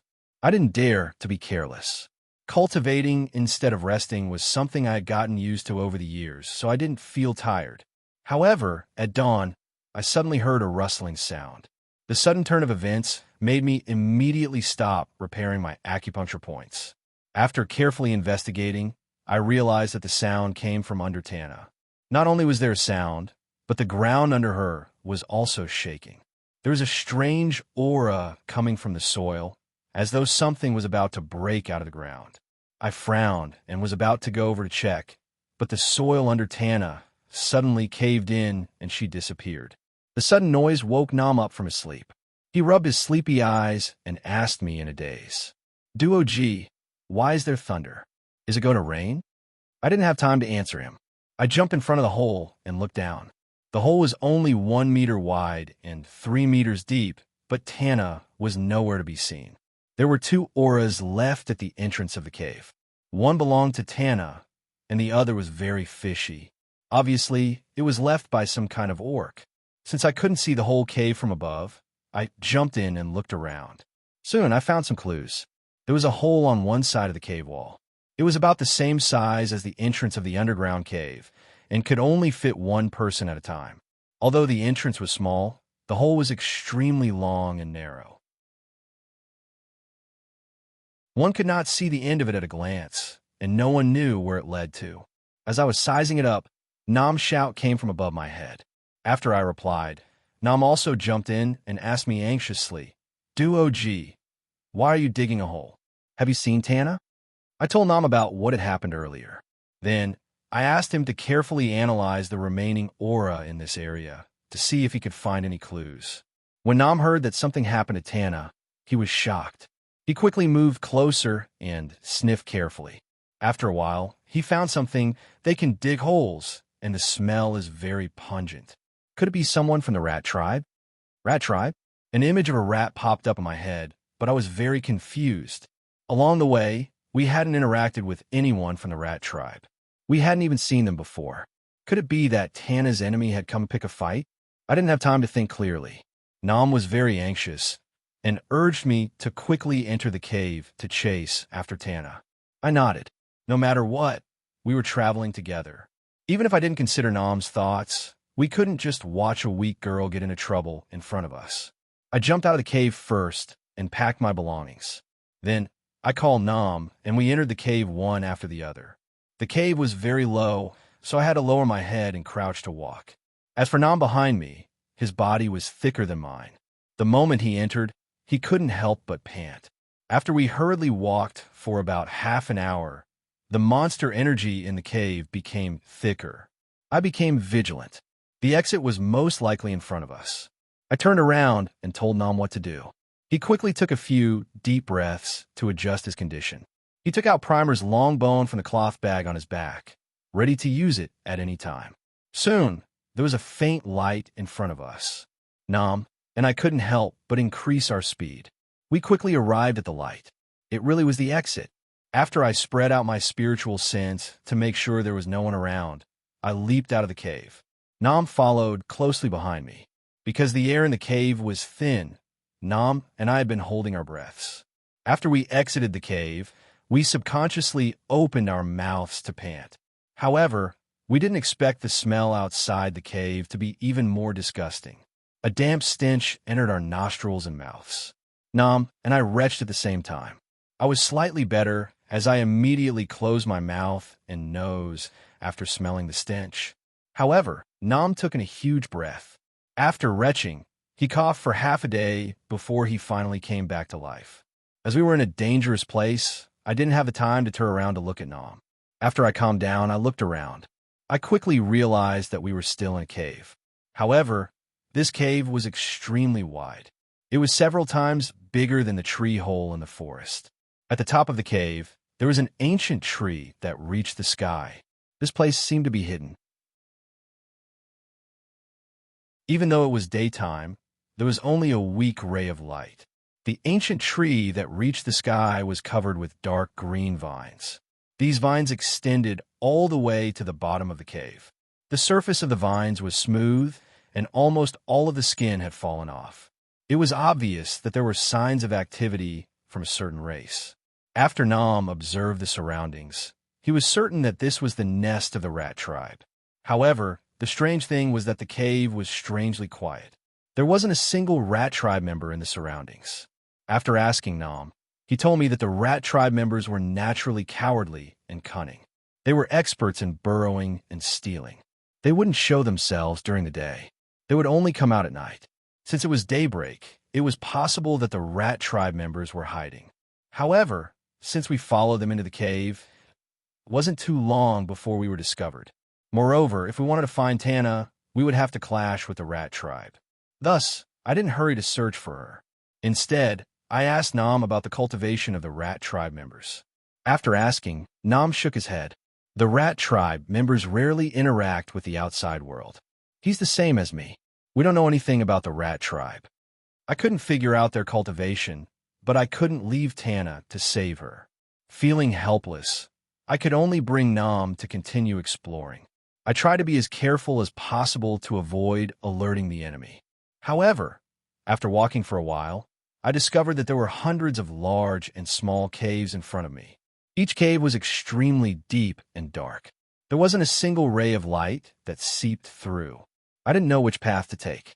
I tried to find Tana's aura, but the ancient aura in this place was very dense. In addition to the stench in the surroundings, it was hard to distinguish her aura. Feeling helpless, I could only tell Nam to be careful while I released my spiritual sense to search through the countless caves in front of me. In this kind of environment, spiritual sense was surprisingly useful. After exploring a few caves, I quickly felt a weak aura of Tana in the depths of a relatively large cave. After making this discovery, I hastily called Nam and carefully walked along the cave. Not long after entering, Tana's aura became denser. At the same time, there were a dozen other auras. These auras were very chaotic. Some of them had low cultivation, while others didn't have any cultivation at all. Apart from these people, there were two other auras that were slightly denser. They should be at the early stage of monster. One of them was naturally Tana, while the other one should be from the rat race.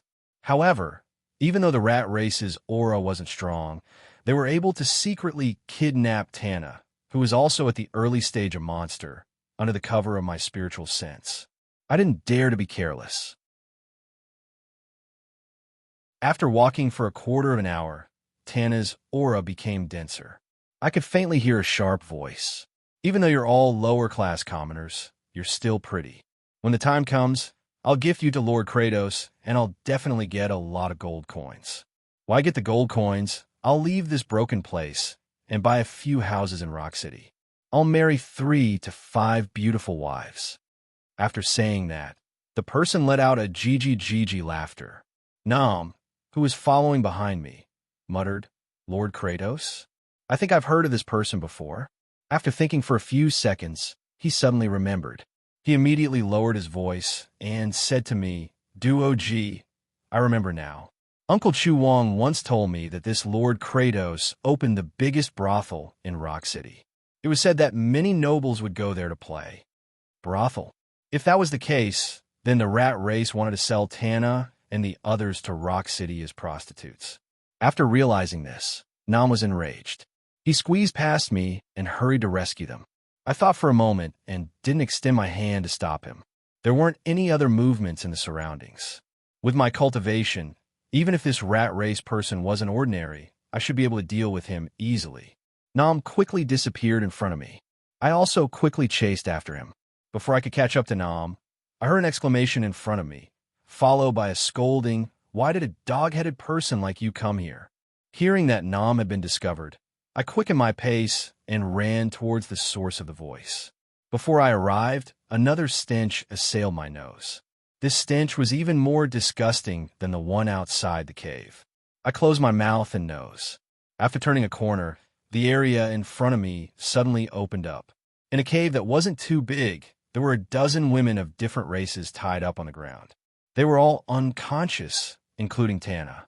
In front of everyone stood a rat race member. He wasn't more than half a meter tall, and his tattered clothes gave off a stench. At this moment, he had a relaxed expression and was constantly wagging his slender tail as he looked at us. As for Nam, he was clutching his chest. His eyes were filled with anger. It was obvious that the two of them had exchanged blows, and Nam was at a disadvantage. Seeing me enter, the rat race member's expression changed. The relaxed expression on his face disappeared, and he screamed, "What are you dog-headed people doing here? Don't you know that this is our rat race's black mud cave?"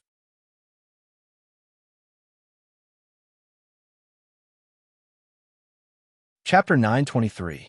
After realizing that something was wrong, I immediately retracted my gaze and didn't dare to look again. Nam, who was in a fit of rage, didn't seem to realize it as he maintained his attacking stance and charged towards the rat race member. After a short moment, his body suddenly collapsed on the ground as he continuously spat out acid from his mouth. Nam instantly lost his ability to fight, but the rat race member didn't stop. The green color in his eyes became even denser, and the sound from his horn became much louder, as though it was going to pierce my eardrums. With my body's toughness, I was naturally able to block it. However, a normal half-beast at the early stage of the monster spirit realm wouldn't be able to block it. With such a technique, it was no wonder that he was able to capture so many women. Nam couldn't take it anymore as he continuously rolled on the ground while covering his ears. There was even blood flowing out from his nose and mouth. I didn't dare to let him continue screaming, so I formed a gust of monster energy in my hand and charged towards that person. When the rat race member saw that his technique was ineffective against me, he was astonished. He hastily retracted his technique and retreated a few meters in an attempt to use the soul-absorbing green light again. I naturally wouldn't give him the chance to do so. I increased the strength in my legs, and in a flash, I appeared in front of him and struck his body with my palm. Even though my current cultivation wasn't high, I was still at the middle stage of the monster spirit realm. After that strike, the rat race member instantly spat out a mouthful of blood, and his expression became even more panicked. However, when I wanted to deal with him, he suddenly pointed his mouth and spat out a puddle of black water at me. The black water was extremely stinky. I didn't know what it was, but just from the smell, I knew that it wasn't anything good, so I hastily retreated. After I landed on the ground, the black water landed on the spot where I was previously standing, causing the ground to sizzle. It was obvious that the water was extremely corrosive. While I was still paying attention to the black water, there was a sudden explosion from my side. I turned to look and saw that there was a large hole where the women had been. The rat race member and the women had instantly disappeared into the hole. I naturally wouldn't give up, but just as I was about to chase after them, I felt that the monster energy in the surroundings had become much more active. I reckoned that the previous commotion had awakened the other rat race members in the cave. Even though they were naturally cowardly, we were currently in the rat race's nest. If we were trapped, we wouldn't have a good ending. After hesitating for a while, I finally stopped and carried Nam, who had fainted, before turning to leave the cave. When I arrived at the cave we had come from, the Rat Clan's people had already drilled out of the cave. As soon as they saw us, they swarmed toward us and surrounded us. I didn't dare to stay any longer and immediately retreated back to the initial hole. I casually jumped up and returned to the surface. After I placed Nam on the ground, I immediately found a huge rock from the side and blocked the hole. At this time, it was already noon. Presumably, the Rat Tribe people were not used to moving out during the day. After the cave entrance was sealed, there was no more movement. After that, I had to sit with him. Nam had that. I had with him, had to do to wake him. After that, he had it. He had, and to wake, and to he had was. After, he had, he to, but of to see. To, he to. Nam, he to. T, after he to say he to. He. Nam, after listening to my explanation of the situation, he wanted to get up and return to the hole. I hastily stopped him and advised him, we can't be reckless. We have already alerted them. The rat race will definitely be on guard. If we go back now, it's unlikely that we'll be able to save Tana. Hearing what I said, Nam's face showed his annoyance. After a moment of silence, he asked, then, are we just going to ignore Tana? Of course, we had to, but we didn't necessarily have to save her from the rat race. I pondered for a moment. Previously, I had heard from the rat race that they wanted to sell Tana to Kratos in Rock City. This meant that, apart from being unable to move, Tana wouldn't be in any danger. Rather than confronting the rat race here, it would be better for us to speed up and reach Rock City, first to save Tana. After listening to my plan, Nam's face showed that he was in deep thought. After a moment, he finally nodded. There's less than 3 days' journey from here to Rock City. Let's set off now. After he said that, he patted the filth off his body and anxiously headed towards Rock City. The rest of the journey was rather smooth. Under Nam's incessant urging, we only used 2 days to reach the outskirts of Rock City, which was supposed to take 3 days. It was currently dusk, and there weren't many people on the road to Rock City. However, as we neared the city gate, there were more people in front of us. They were all heading towards the city gate. Nam and I quickly joined the group that was entering the city. The surrounding half-beast men, who originally seemed to be in a hurry, looked at us strangely when they saw us. Nam was obviously used to such a situation. He moved closer to my ear and softly explained, many of us Houndhead men are slaves in Rock City. The other races don't really think highly of us. Even though his tone was relaxed, Nam's emotions were obviously shaken. He didn't have the confidence that he had before. He followed closely behind me and subconsciously looked around. At this moment, there was already a long queue at the city gate. There were a few soldiers that looked similar to the Houndhead men standing at the entrance. They were checking the bodies of the people entering the city. They looked lazy and lazy. I was a little curious. Just as I was about to ask Nam, there was a sudden roar in front of us. A lowly commoner like you wants to enter the city? Is this a place that you can enter? Go back home obediently. As soon as he said that, there was a whimpering dog barking. I looked up and saw a pale Houndhead man in tattered clothes lying on the ground. At this moment, he was being stepped on by a few burly soldiers who were insulting and beating him up. After a short while, the Houndhead man's body was covered in bruises and bruises. Looking at this scene, Nam clenched his fist and scolded softly. Obi, these hyenas are too cruel. So they were hyena men. No wonder they looked similar to Houndhead men.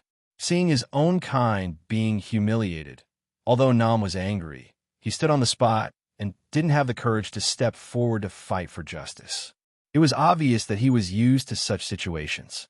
After a long while, when the hyena guards stopped beating him up and the injured Houndhead man left, Nam heaved a sigh of relief. He clenched his teeth and said angrily, I must get into Sade Academy so that they won't dare to bully us Houndhead men anymore. I patted Nam's shoulder comfortingly. Without saying a word, I brought him to the end of the queue to enter the city. The queue entered the city gate, and it was soon our turn. However, when the hyena men soldiers saw Nam and me, they extended their hands to stop us. Their eyes were filled with disdain. They didn't scold or beat us, but waved their hands and said impatiently, Houndhead men again. Go back, go back. Without a master to lead you, you servants can't enter and leave Rock City as you please. After saying that, they ignored us and went to greet the people at the back. Nam panted heavily again, but I didn't care. I walked to the front of the hyena men and said with a smile, Big brother, we are students going to participate in Sade Academy selection and not servants. Please allow us to pass. After hearing what I said, the hyena man soldier was surprised. He clicked his tongue and said, Yo, I didn't expect that there would be people from your Houndhead men participating in Sade Academy selection. Hearing his question, Nam finally gained some courage and interrupted, Our Green Water Village is also under the jurisdiction of Rock City. Both of us have demon cultivation, so of course we have the right to participate in the selection. Nam's words were filled with anger. The hyena man soldier's face instantly darkened, and he smiled coldly at Nam. Demon cultivation? Hee hee, as long as I don't let you in, you don't have the right. Just scram back to your Green Water Village. After saying that, he waved his hand to chase us away. Even though the hyena man was rude and unreasonable, his words weren't without reason. If we couldn't enter the city, we naturally wouldn't be able to participate in the selection. I extended my hand to stop the furious Nam. It wasn't a wise move to start a conflict with the guards. Even though their cultivation wasn't high, if they provoked the other soldiers in the city, it wouldn't be easy for us to escape, let alone enter the city. For the current situation, we had to think of another way. Since fists couldn't open a path, we could only use money to buy one. I extended my hand for Nam to take out the money pouch. Seeing that I was asking for the money pouch, Nam wasn't stupid and instantly understood what I meant. He widened his eyes and shook his head. Duo-G, that won't do. This is the money that the village chief got from selling the herbs. We can't give it to them. Even though he was reluctant, after a short stalemate, he had no choice but to compromise. Clenching his teeth, he took out the money pouch from the cloth bag and passed it to me. After receiving the money pouch, I returned to the hyena man soldier's side. Ignoring the impatience in his eyes, I directly passed the money pouch to him. Looking at the gold coins in the cloth bag, the hyena man soldier instantly put away his impatience. He weighed the money pouch in his hand and revealed a satisfied smile. He pretended to cough a few times before saying, That's right. Since you are here to participate in the selection of That Academy, then go in. But remember, Rock City isn't your Green Water Village. After entering the city, you must follow the rules.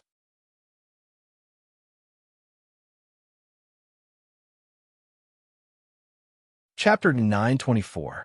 After successfully entering the city, Nam and I finally saw what the Monster Race's city looked like. There was a wide stone road in front of us. We couldn't see the end of it, and we didn't know where it led to. Both sides of the road were filled with large and small stalls with a dazzling array of goods. Beastmen of different races came and went. Occasionally, they would stop at a stall to choose the items that they liked. These items were very common in the human world, and some of them had already been eliminated. However, all of this was extremely novel in Nam's eyes. Nam wasn't as angry as before. He stood next to me and sighed. Is this Rock City? It really is as prosperous as what the village chief said. Compared to Nam's excitement, I was extremely calm. After looking for a while, I retracted my gaze and urged him to hurry up. Nam nodded dumbly and stared at the surrounding shops as he slowly followed behind me.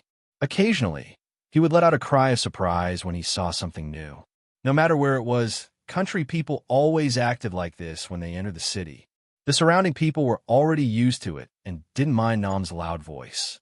After walking for 100 meters, there were tall buildings made of stones on both sides of the road. These buildings were only a dozen meters tall. The walls weren't carefully polished and looked very rough. Seeing these stone buildings, Nam couldn't remain calm. He pulled me while pointing at the stone buildings. His eyes lit up and said, "These buildings are much sturdier than the thatched houses in our village. Furthermore, they're so spacious. Quite a number of people can live here. When I have money in the future, I want to build a house like this too. I'll be able to sleep in a different room every day." After I said that, I saw the originally leisurely passers-by suddenly run towards both sides of the road as though they were hiding from something. In the midst of the hurried exclamations, a girl shouted, "Scram!" The voice clearly came from afar, but it sounded as though it was right next to my ear. When I turned around to see what was going on, the roar of a ferocious beast was suddenly heard. The surrounding passers-by instantly jumped up and down in panic. I quickly pulled Nam to the side of the road. Only then did I see a cat race girl with 2 pointy ears on her head. She was riding on a ferocious beast that looked like a fierce horse and was running towards us. The cat girl waved the golden whip in her hand. Every time she waved it, there would be a dragon's roar. Many passers-by who couldn't dodge in time were whipped several meters away by the whip in her hand. In an instant, flesh and blood splattered everywhere, leaving a deep mark on the ground. Before we could see her face clearly, she flashed past us. After the horse galloped, a strong gust of wind blew the long hair on Nam's head into his mouth. Nam spat out a mouthful of saliva and took out the hair. Then, he looked in the direction that the woman had gone and cursed in a low voice with a trace of anger. "What kind of person is that? She's running amok in the streets." Looking at the woman's attire and unusual mount, she was probably the daughter of some noble family in Rock City. However, I was more curious about the golden whip in her hand. When she waved it, it emitted a dragon roar. I guess it was some kind of magical tool. This reminded me of the spirit snake. I wondered where he and Tong Tong were and if they were safe. Seeing me in a daze, Nam waved his hand in front of my eyes and asked me what I was looking at. After being interrupted by Nam, I didn't think much about it. I shook my head and asked him if he knew where Lord Kratos' brothel was located in the city. Although Nam had heard of the brothel, he didn't know the exact location. Thus, we walked in front of the shop and tried to ask around. The owner of the shop was a pig-headed person. I had previously heard from Nam that among the half-beast men, although the pig-headed people were a lower race, they were good at doing business. Overall, they were relatively wealthy. Their status in the monster region was much higher than the dog-headed people. When the pig-headed owner saw us walk over, he immediately picked up the items on his stall and handed them over. With a smile, he said, "You guys came from outside the city, right? Take a look at the items here. The villages outside the city don't have anything like this." This pig-headed boss was able to tell where we came from with just a glance. This made Nam very surprised, and he said, "Boss, how did you know we came from outside the city?" The owner tidied up the messy goods in front of him and said unhurriedly, "In this rock city, most of the dog-headed people have become slaves for the rich families. Since you guys are so leisurely and don't have slave marks on your faces, you must have just come from outside the city." The peddlers of Rock City interacted with a lot of people every day, so they had good eyesight. Nam seemed to want to say something, but the owner beat him to it. He passed the goods in front of us and said, "I have good goods here. Do you want to buy some?" Seeing the owner's enthusiasm, Nam scratched his head and said, "I'm sorry, we don't have any money. We just want to ask for directions. Do you know how to get to Lord Kratos' brothel?" After hearing that, the owner's face instantly darkened. He waved his hand at us and said, "Let's go. Don't block my business. You don't have money and you still want to go to the brothel? You're crazy." The sudden change in the owner's attitude stunned Nam. He looked at me as though he was asking me what we should do next. I didn't reply and pulled him toward another shop. However, when every shop owner heard that we didn't have money and only wanted to ask for directions, they chased us away with a face of disgust. Seeing that the sky was about to turn completely dark and we still hadn't found Lord Kratos' brothel, Nam became even more anxious and asked me, "Duog, you have a lot of ideas. What do you think we should do now?" Dog-headed people were lower-class citizens. Their status in Rock City was even lower. No one would even look at them in the eye. However, in order to enter the city, we gave all the gold we had to the hyena soldiers. We didn't even have a place to stay tonight. It would be difficult to ask the passers-by for directions. That's why we need to get some gold first. Hearing me say that, Nam's expression became even more serious. He complained, "It's so late at night. Where are we going to get money?" "You can't say it like that. It's because it's late at night that we can get money quickly." Nam saw the smile on my face and seemed to know that I already had a plan. He quickly asked, "Duog, did you already think of a plan?" I didn't reply to him and asked him to follow me to the restaurant in the distance. After walking for less than 100 meters, Nam called out to me from behind, "Duog, look, there's a person lying there." Hearing Nam shout, I stopped and looked in the direction he pointed. There was indeed a person lying in an alley to my side. That person's hair was unkempt and his face was covered in filth. I couldn't see his face clearly. Other than that, there were many scars on the exposed parts of his body. The wounds were already rotten, and there were many mosquitoes crawling on them, gnawing on the rotten flesh. He didn't seem to have the strength to get up and chase the mosquitoes away. He could only lie on the ground and groan softly. Even in the human world, there were many people with such a hard life, not to mention the monster region where the strong preyed on the weak. I didn't intend to pay attention to this kind of person. It could be said that a pitiful person must have a hateful side. However, Nam didn't leave even after a long time. Maybe he felt pity for that person's pitiful state. I knew that Nam was kind-hearted, but Rock City couldn't be compared to Greenwater Village. Sometimes, overflowing kindness would harm oneself. However, I didn't say that to Nam. Of course, he probably wouldn't listen even if I said that. At that moment, Nam had already lifted his feet and walked towards that person. I also followed behind him. After arriving in front of that person, Nam first used his monster energy to chase away the mosquitoes on the wound. Then he took out the half bottle of black mud cream and slowly applied it on the wound. I then took out a healing pill from the cloth bag and fed it to the person. After finishing, Nam still didn't intend to leave. I knew that he wanted to wait for the person to wake up before leaving, so I didn't urge him. After about 15 minutes, the person on the ground finally slowly opened his eyes. Seeing us sitting at the side, he was shocked. He immediately curled up and moved towards the wall behind him. His eyes were filled with fear. Seeing him like that, I pulled Nam and prepared to leave. However, after Nam took a few steps back, he suddenly said to me, "Duog, this beggar is also from Rock City. He should know where the brothel is." What Nam said wasn't wrong. The people who were most familiar with the streets and alleys of the city were definitely hooligans and beggars. If it was so in the human world, then the monster region wouldn't be any different. Thinking about that, we returned to the person's side. Seeing that I had left and returned, the beggar on the ground shrunk back to the wall.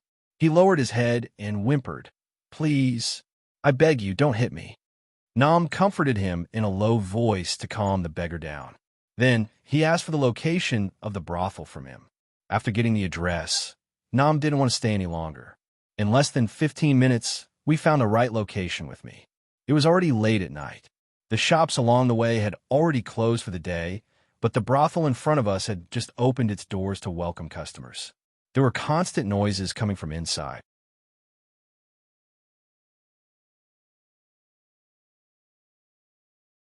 Chapter 925.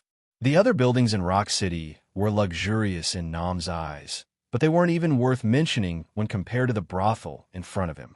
However, Nam was currently worried about the rabbit girl Tana, so he didn't have the time to care about such things. He lifted his foot and was about to walk in. I hastily extended my hand to stop him. The purpose of this trip was to save Tana, so it would be best if we could wait in the brothel. However, with our current cultivation, not to mention the owner of the brothel, even the Snake Tribe guards would probably treat us as beggars and throw us out. Thus, it was impossible to enter the brothel. It would be better to wait at the entrance and wait for the Rat Tribe members to arrive. It would be best if we could save Tana outside the brothel and avoid the entanglement of Kratos. Nam didn't understand why I stopped him. After listening to my explanation, he suddenly understood and sighed. Duo G, you really have a way. Although we were guarding at the entrance of the brothel was located in a bustling area. The entrance was as crowded as a marketplace. Not to mention the fact that the two of us were standing guard here, the Rat Tribe members who kidnapped Tana probably wouldn't openly bring a group of women in. Generally speaking, such a filthy place like a brothel would have many shady things and people, so they would open a side door. Based on this, when the Rat Tribe members brought Tana back, they would most likely use the side door. After thinking about this, I pulled Nam to look around the brothel. Nam didn't know what I was thinking and asked me curiously why I was wandering around. After I explained it to him, Nam's face was filled with admiration. He said to me in surprise, Duo G, you really know a lot. You've been to this kind of place before, right? I could only shake my head in response to his curiosity. I pushed the blame to my cheap master and said that I had come here with him a few times before. After Nam heard that, he was instantly envious. While we were chatting, we saw a side door in a small alley on the east side of the brothel. At the entrance, there was a servant unloading goods from a carriage pulled by a ferocious beast. There was a rich fragrance of wine coming from that direction. The goods on the carriage were most likely rare in the monster region. Nam licked his lips. He wasn't greedy for the aroma of the wine. Instead, he said to me happily, let's wait here tonight. I hope Tana will arrive soon. I lifted my head and looked around. This side door was located in a remote alley. If we hid here, we wouldn't be discovered easily. However, there was no need to work so hard to keep an eye on us. Opposite the side door of the brothel was an inn. From the window of the inn, we could see the side door. Thus, I pointed at the inn and said to Nam, let's go to the inn and rest while we wait for Tana's arrival. When Nam heard this, his eyes widened and he quickly waved his hand. How can I do that? We've given all our money to the hyena soldiers. How can we afford to stay in a hotel now? I looked around. If we were in Greenwater Village, it wouldn't be easy to earn money. However, in Rock City, especially next to a bustling brothel, it shouldn't be a problem to earn some gold coins. Thus, I smiled at Nam and pointed at the main entrance of the brothel. Let's go to the main entrance and wait. Who knows, there might be a sucker who will take the initiative to give us money. Nam was stunned for a moment before he understood what I meant. He opened his mouth wide and exclaimed, Duo G, you aren't thinking of robbing us, right? For Nam, who grew up in Greenwater Village, it was hard to imagine something like robbing. However, he wasn't a naive child. After he asked that question, he didn't wait for my reply before he clenched his teeth and continued. Now that we don't even have the registration fee for That Academy, other than robbing them, there doesn't seem to be any other way.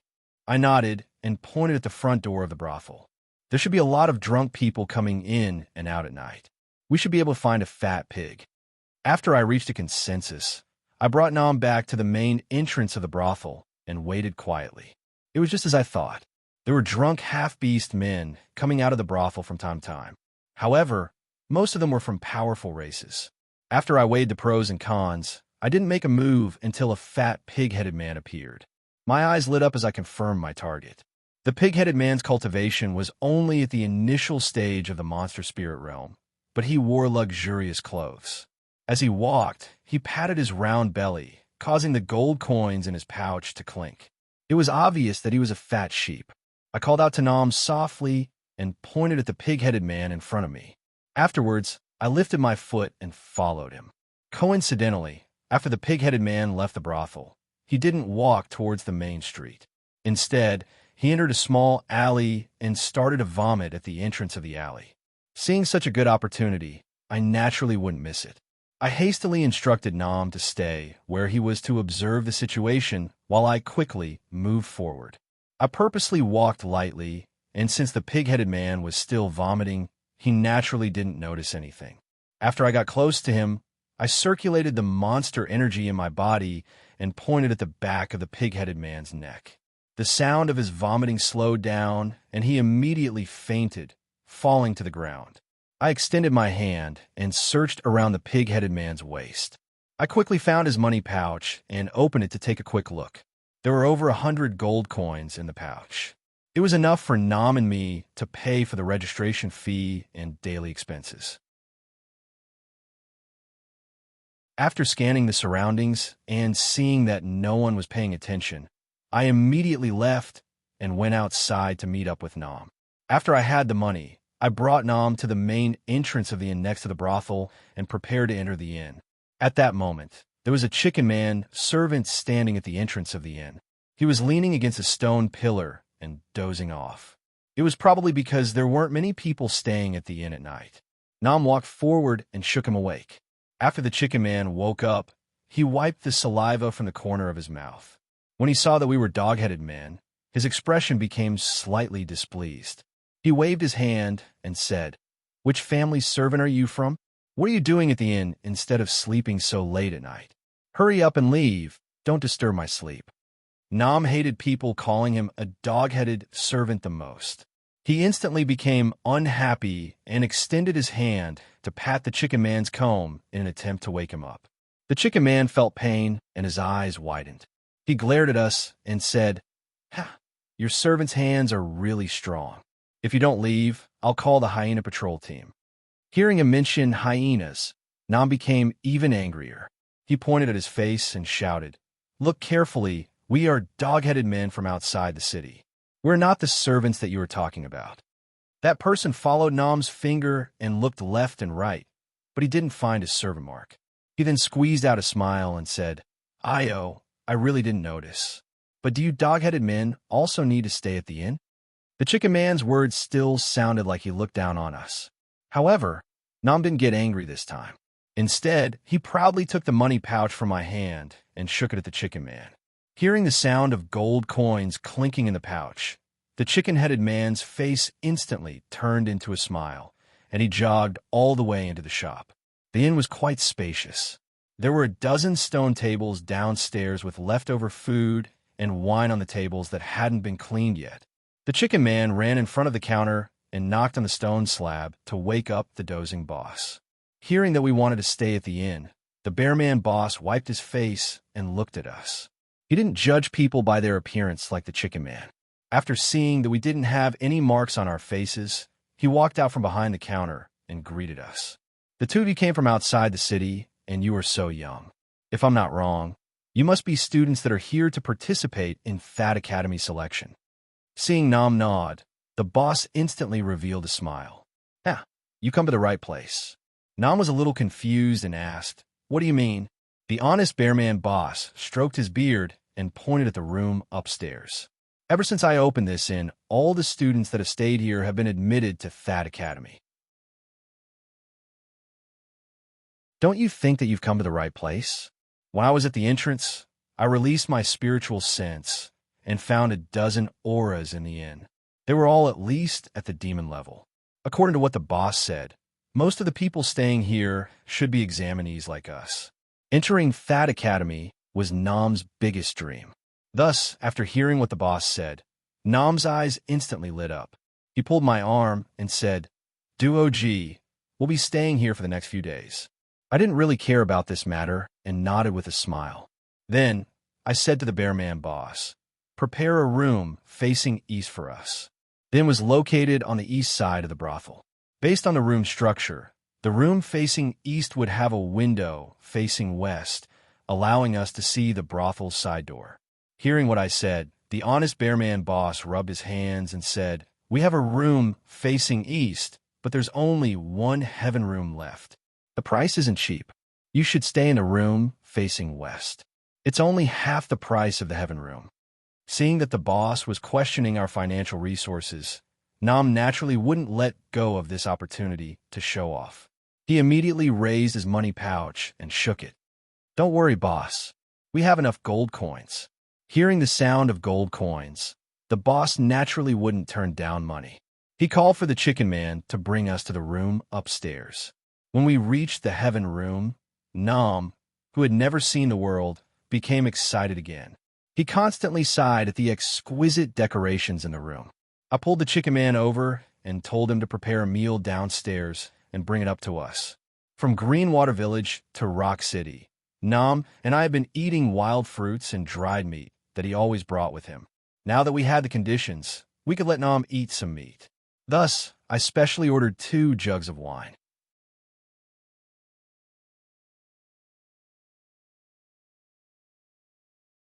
Chapter 926. Looking down from the window of the inn, I could see the situation at the side door of the brothel. Even the small alley outside the door could be seen clearly. As soon as that rat man appeared, I would notice him immediately.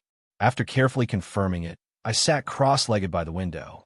While I cultivated and rested, I used my spiritual sense to cover the entire small alley and paid close attention to everyone who entered and left. Although my cultivation couldn't recover for the time being, it wasn't difficult for me to multitask with my many years of cultivation. For the entire night, I didn't miss a single person who entered and left the small alley. However, the only people that came and went were merchants who were delivering goods. The rat man didn't appear. Thinking about how he brought so many women with him, his speed couldn't be compared to ours. It would most likely take a few more days. It wasn't until the sun rose that Nam finally woke up. He rubbed his heavy head and muttered, "Oh, the alcohol last night was too strong." After saying that, he suddenly remembered about Tana. He quickly stood up and asked me, "Duog, did you fall asleep last night? Could it be that when we fell asleep, Tana was already sent to the brothel?" Nam's face paled. He was annoyed and prepared to go downstairs to check on the situation. I quickly pulled him back and said angrily, "Don't worry. You slept like a pig last night. I guarded the window for the entire night. That rat man didn't appear. He brought those women with him, so he couldn't have left that quickly." After hearing what I said, Nam let out a long sigh and patted his chest in relief. After a while, he said to me embarrassedly, "It's all thanks to you, Duog." I waved my hand and didn't mention it again. I called Nam to go downstairs to prepare some food. This fellow had a stomach full of alcohol last night. He had to eat something early to adjust his body. Otherwise, it would most likely affect his entrance exam in a few days. When we went downstairs, the dozen or so stone tables in the inn's hall were almost full. The chicken man waiter was so busy that his feet didn't even touch the ground. When he saw us coming down, he probably remembered the bag of gold coins from last night. He even took the time to greet us enthusiastically. The chicken-headed man's greeting attracted the attention of all the customers in the restaurant. Their gazes all landed on me and Dunham. It was probably because they had never seen a dog-headed man spending money in a restaurant before, as all of their gazes were filled with astonishment. Naturally, I didn't care about their gazes. Dunham was currently hungry, so he didn't care. He looked around and saw that there was only a large stone table in the middle of the hall with some dishes on it. It seemed that the boss had prepared it for us in advance. Nam and I didn't stand on ceremony. We walked over and sat down. The food in Rock City couldn't compare to that of the human race, but compared to the food in Greenwater Village, it wouldn't be an exaggeration to compare it to a mortal wine. Without waiting for me to open my mouth, Nam, who was ravenous, had already grabbed the food and wolfed it down. As he ate, he cheerfully called out to me, "Duog, these dishes are too delicious. Hurry up and try some." He asked me to taste it, but in fact, before I even touched it, the food had almost been wiped clean by him. After he finished eating, he still looked like he hadn't had enough and shouted for the chicken man waiter to bring more food. The surrounding crowd looked at Nam wolfing down his food and muttered from time to time. This dog-headed man is really a lowly commoner. Even his table manners are so unsightly. Look at their tattered clothes, yet they can still afford to stay in the heaven room. I really didn't expect it. Most likely because his wallet was full, Nam didn't have the inferiority he had yesterday. He didn't care about the surrounding discussions. Not only did he not restrain himself, he even patted his stomach and purposely let out a burp. The busy chicken-headed man didn't have the time to care about us. At that moment, a rough and deep voice sounded from the door. "Uncle Kyle, where's my wine?"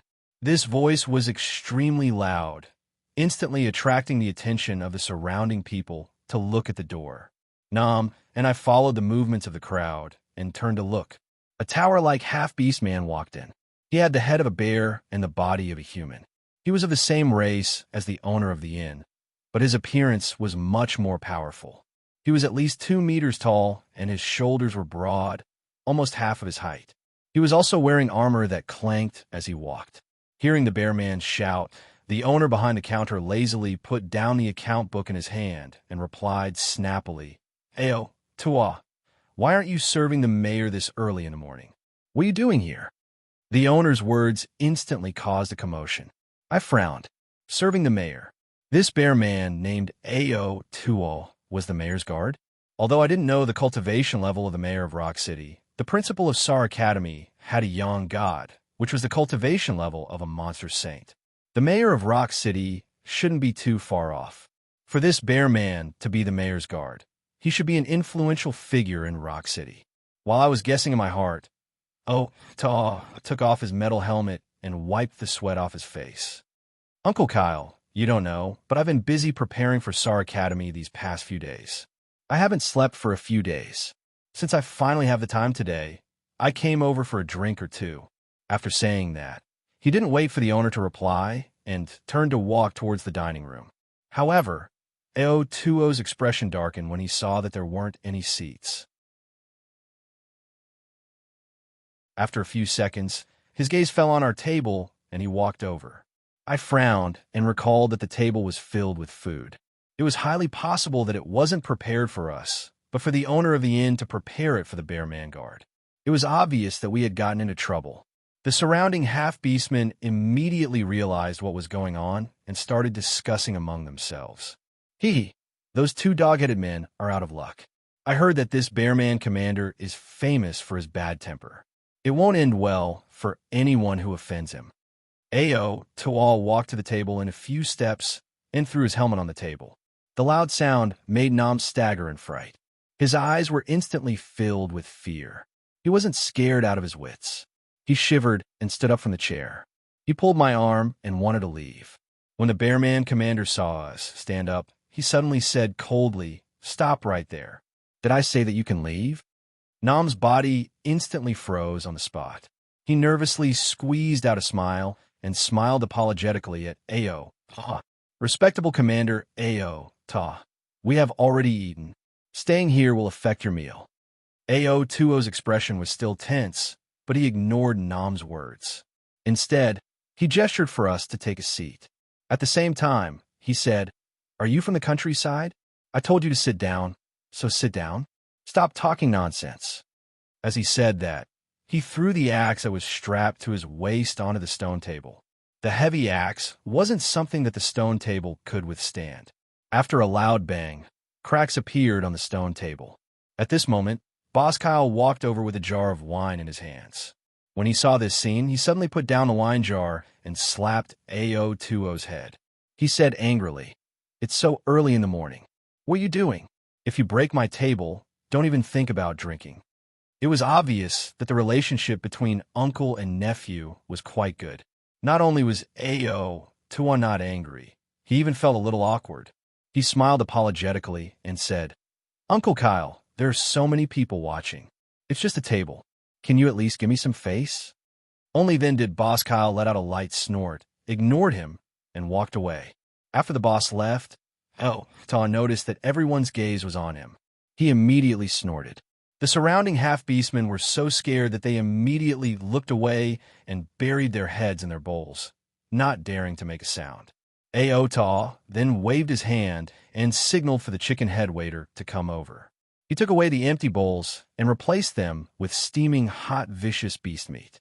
After taking a sip from the wine jar, Ao Ta then looked at Nam and me. He asked indifferently, "Are the two of you here to participate in the selection?" I didn't say anything, but Nam hurriedly nodded. Ao Tua took another sip of wine and wiped away the wine droplets that flowed down his beard. He continued, "You Houndhead men are really lucky. After so many years, no one has come to participate in the selection. But this year, two of you have come." If these words came from someone else, Nam would definitely retort. However, in front of the commander of the Bearmen, he could only lower his head and not make a sound. Ao Ta sighed and continued, "It seems that the city lord's previous decision was correct. Only by threatening to remove your hindrance village can you lazy inferior races feel pressure. However, the two of you have only reached the Academy's registration requirements. It is still unknown whether you will be able to get in. From what I see, you cowardly Houndhead men should all be removed from your village and sent to Rock City to be servants." Even though Nam was cowardly, his eyes reddened when he heard Ao Tuo's insulting words. He clenched his fist tightly. Even though he didn't make a sound, it was obvious that he was extremely angry. Ao Tuo obviously noticed his change. He chuckled and asked, "What's wrong? Do you think that what I said was wrong?" I frowned at the side. I wanted to help Nam out of his predicament, but after thinking about it, the lowly status of the Houndhead men had always been Nam's burden. If this matter could help him untie the knot in his heart, it would be a good thing. As for the commander of the Bearmen, even though his temper wasn't good, his status wasn't ordinary. He probably would make things difficult for us lowly Houndhead men. After hearing Ao Tuo's words, Nam took a deep breath. His voice was still trembling, but he finally opened his mouth. He raised his head to look at Ao Ta and shook his head. "We Houndhead men are indeed a lowly race, but we definitely aren't lazy. Ever since I could remember, there were a total of 63 people in the younger generation of Greenwater Village. From the age of 3 to 16, they would train with Uncle Chu Wong every day. No matter if it was rainy or windy, none of them would miss training. When I was 16, I was the only one in the entire village who had reached the late stages of Monster Soldier. From then on, the village chief would search for elixirs that could increase my cultivation every day. Even when Uncle Chu Wong was injured, he would hunt ferocious beasts in the mountains to increase my nutrition. Their goal is to protect Greenwater Village, so our Greenwater Village definitely won't be removed." Nam's sudden outburst of words made the Bearman Otto furrow his brows. The surrounding half-beast men looked at us with schadenfreude. Not only them. Even Nam's face was filled with regret and sorrow after he finished speaking. He probably felt that after offending Ao Ta, it would be hard for him to walk out of this place in one piece. At that moment, Ao Tuo's expression was extremely cold. It seemed that Nam had angered him. However, after staring at us for a moment, he suddenly laughed. "You Houndhead men seem to be interesting." After saying that, he picked up the wine jar and poured a bowl of wine for Nam. Nam was completely dumbfounded. He sat there blankly with his eyes staring blankly. It was obvious that he didn't know what had happened.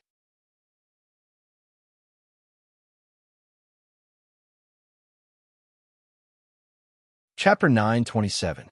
Seeing me finish the cup of wine, Ao Tuo's eyes revealed a trace of admiration, but the words that came out of his mouth were still unpleasant to hear. "Of course you dog-headed people want to protect the village, but with just the two of you, one in the early stage of the demon spirit realm and the other in the middle stage, your bloodline isn't good enough, so I'm afraid it's impossible for you to enter Sod Academy." His words were cruel, but they were the truth. The demon spirit realm was only the starting point for applying to Sod Academy. Only by crossing this line would one have the qualifications to participate. Currently, Dunham only had this qualification, but there was an even more difficult entrance exam waiting for him. With the dog-headed people's talent, it was almost impossible.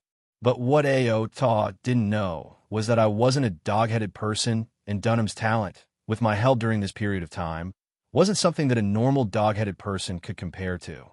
Of course, I wouldn't say this out loud. As for Dunham, This guy had already made getting into Sod Academy his life goal. With a firm belief, he wasn't lacking in confidence at all. After hearing AO20's words, he muttered in a low voice, "I will definitely pass the selection." AO20 obviously heard what he said. He took another sip and squinted his eyes. "You little guy, why are you mumbling like a mosquito? Speak louder." After being yelled at by AO, Dunham's body trembled, and he said loudly, "I said, I will definitely pass the selection." Hearing Dunham's yell, even with the ferocious AO20 around, the surrounding diners all sneered at the same time. It was obvious that they weren't optimistic about Dunham's future. Bearman AO20 didn't care. After hearing Dunham's bold words, he clapped his bare paws and shouted, "Good, it's rare for a dog-headed person like you to have such ambition." The stone table in front of him already had a few cracks on it, so with the force, it instantly collapsed. The food and wine on the table spilled all over the floor. Hearing the noise, Boss Kyle hastily walked out from the backyard. Seeing that the stone table was broken, his eyes instantly widened, and he grabbed AO20's ear and scolded, "You stinking brat. Did you drink too much again? Hurry up and sober up, or else don't ever think of drinking here again." Looking at the broken stones on the floor, AO20 had an awkward expression and could only let Uncle Kyle scold him. After Kyle calmed down, he picked up the helmet on the ground and prepared to leave. However, after a few steps, he turned around and said to us, "Kids, are you interested in seeing the world with me?" See the world? I didn't know what Otto meant, but judging from his expression, it couldn't be anything bad. It was highly likely that it had something to do with the preparation for the election that he just mentioned. Dunham and I didn't know much about Thad Academy's examination, so it was good to get some information in advance. So I made up my mind, called Nom, and followed Otto out of the inn. After he got out of the door, AO20 asked us lazily while fiddling with the giant axe in his hand, "Brat, do you know where I'm taking you?" I had already guessed it, so I casually said it out loud. Hearing this, AO20's expression was somewhat startled. "Everyone says that you kobolds are stupid and cowardly, but you're actually quite quick-witted."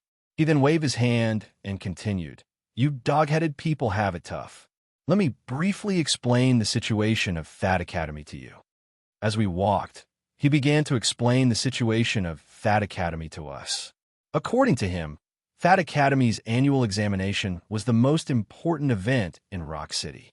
In order to expand its influence and encourage the younger generation to cultivate, the examination would be held in different places in the city every year. The final list of candidates would also be announced for 3 days. Since there would be more candidates this year, the mayor decided to set up the venue in the purple bamboo forest in the south of the city. He even built a place for the candidates to rest in. After the examination, all the candidates would move in. Thad Academy was divided into 5 academies: the Medicine Research Institute, the Martial Research Institute, the Cultivation Research Institute, the Research Court, and the Classics Research Institute. Among the 5 academies, the Classics Research Institute was the weakest. Originally, the Classics Research Institute was in charge of punishing students who violated the rules. This year, it had been upgraded to an independent academy. Although the Classics Research Institute wasn't as attractive as the other academies, it had a large number of ancient books of the monster race. It was said that the students who studied in the Classics Research Institute would stay in Thad Academy to teach the other students.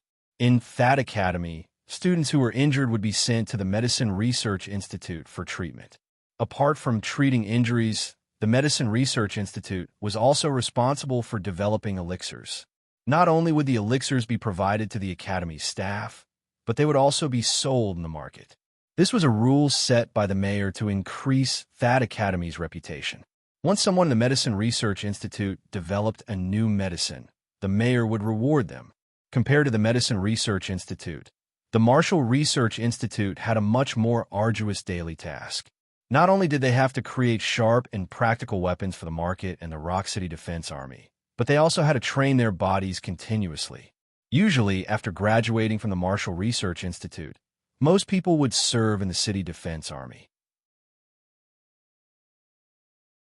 Otto patted his chest and said proudly, "Back then, I was recognized by the Castellan when I was studying in That Academy. After graduation, I joined the Castellan's guards and became a commander step by step." Hearing his words, Nam's eyes were filled with envy. A few days ago in Greenwater Village, Nam had heard him mention his ambition. He wanted to enter the Demon Emperor's Guard, which was similar to Otto's identity. Otto continued to explain the situation of That Academy's branch after that. The Research Institute was the place to compile laws. The students had to study a lot to perfect the laws of Rock City. After graduation, most of them would become the law enforcers of Rock City or the surrounding towns. They were also officials. To some commoners, they didn't have high racial talents, so they would stagnate after cultivating to a certain level. At that time, the Research Institute was the best place to go. Thus, A.O. Tua had purposely explained in detail about the academy. From his point of view, the Research Institute was the most suitable place for Dunham and me. Lastly, the Research Institute had the highest status and the largest number of students in That Academy. At the same time, it was also the hardest to get into the Academy of Sciences. The students there didn't pay attention to anything else as they only focused on cultivating. Most of the Academy's resources were invested in the Academy of Sciences. If the students of the Research Institute could reach a certain level before graduation, the City Lord of Rock City would send them to Rapid City to continue their studies. They might even have the opportunity to worship the Monster Emperor.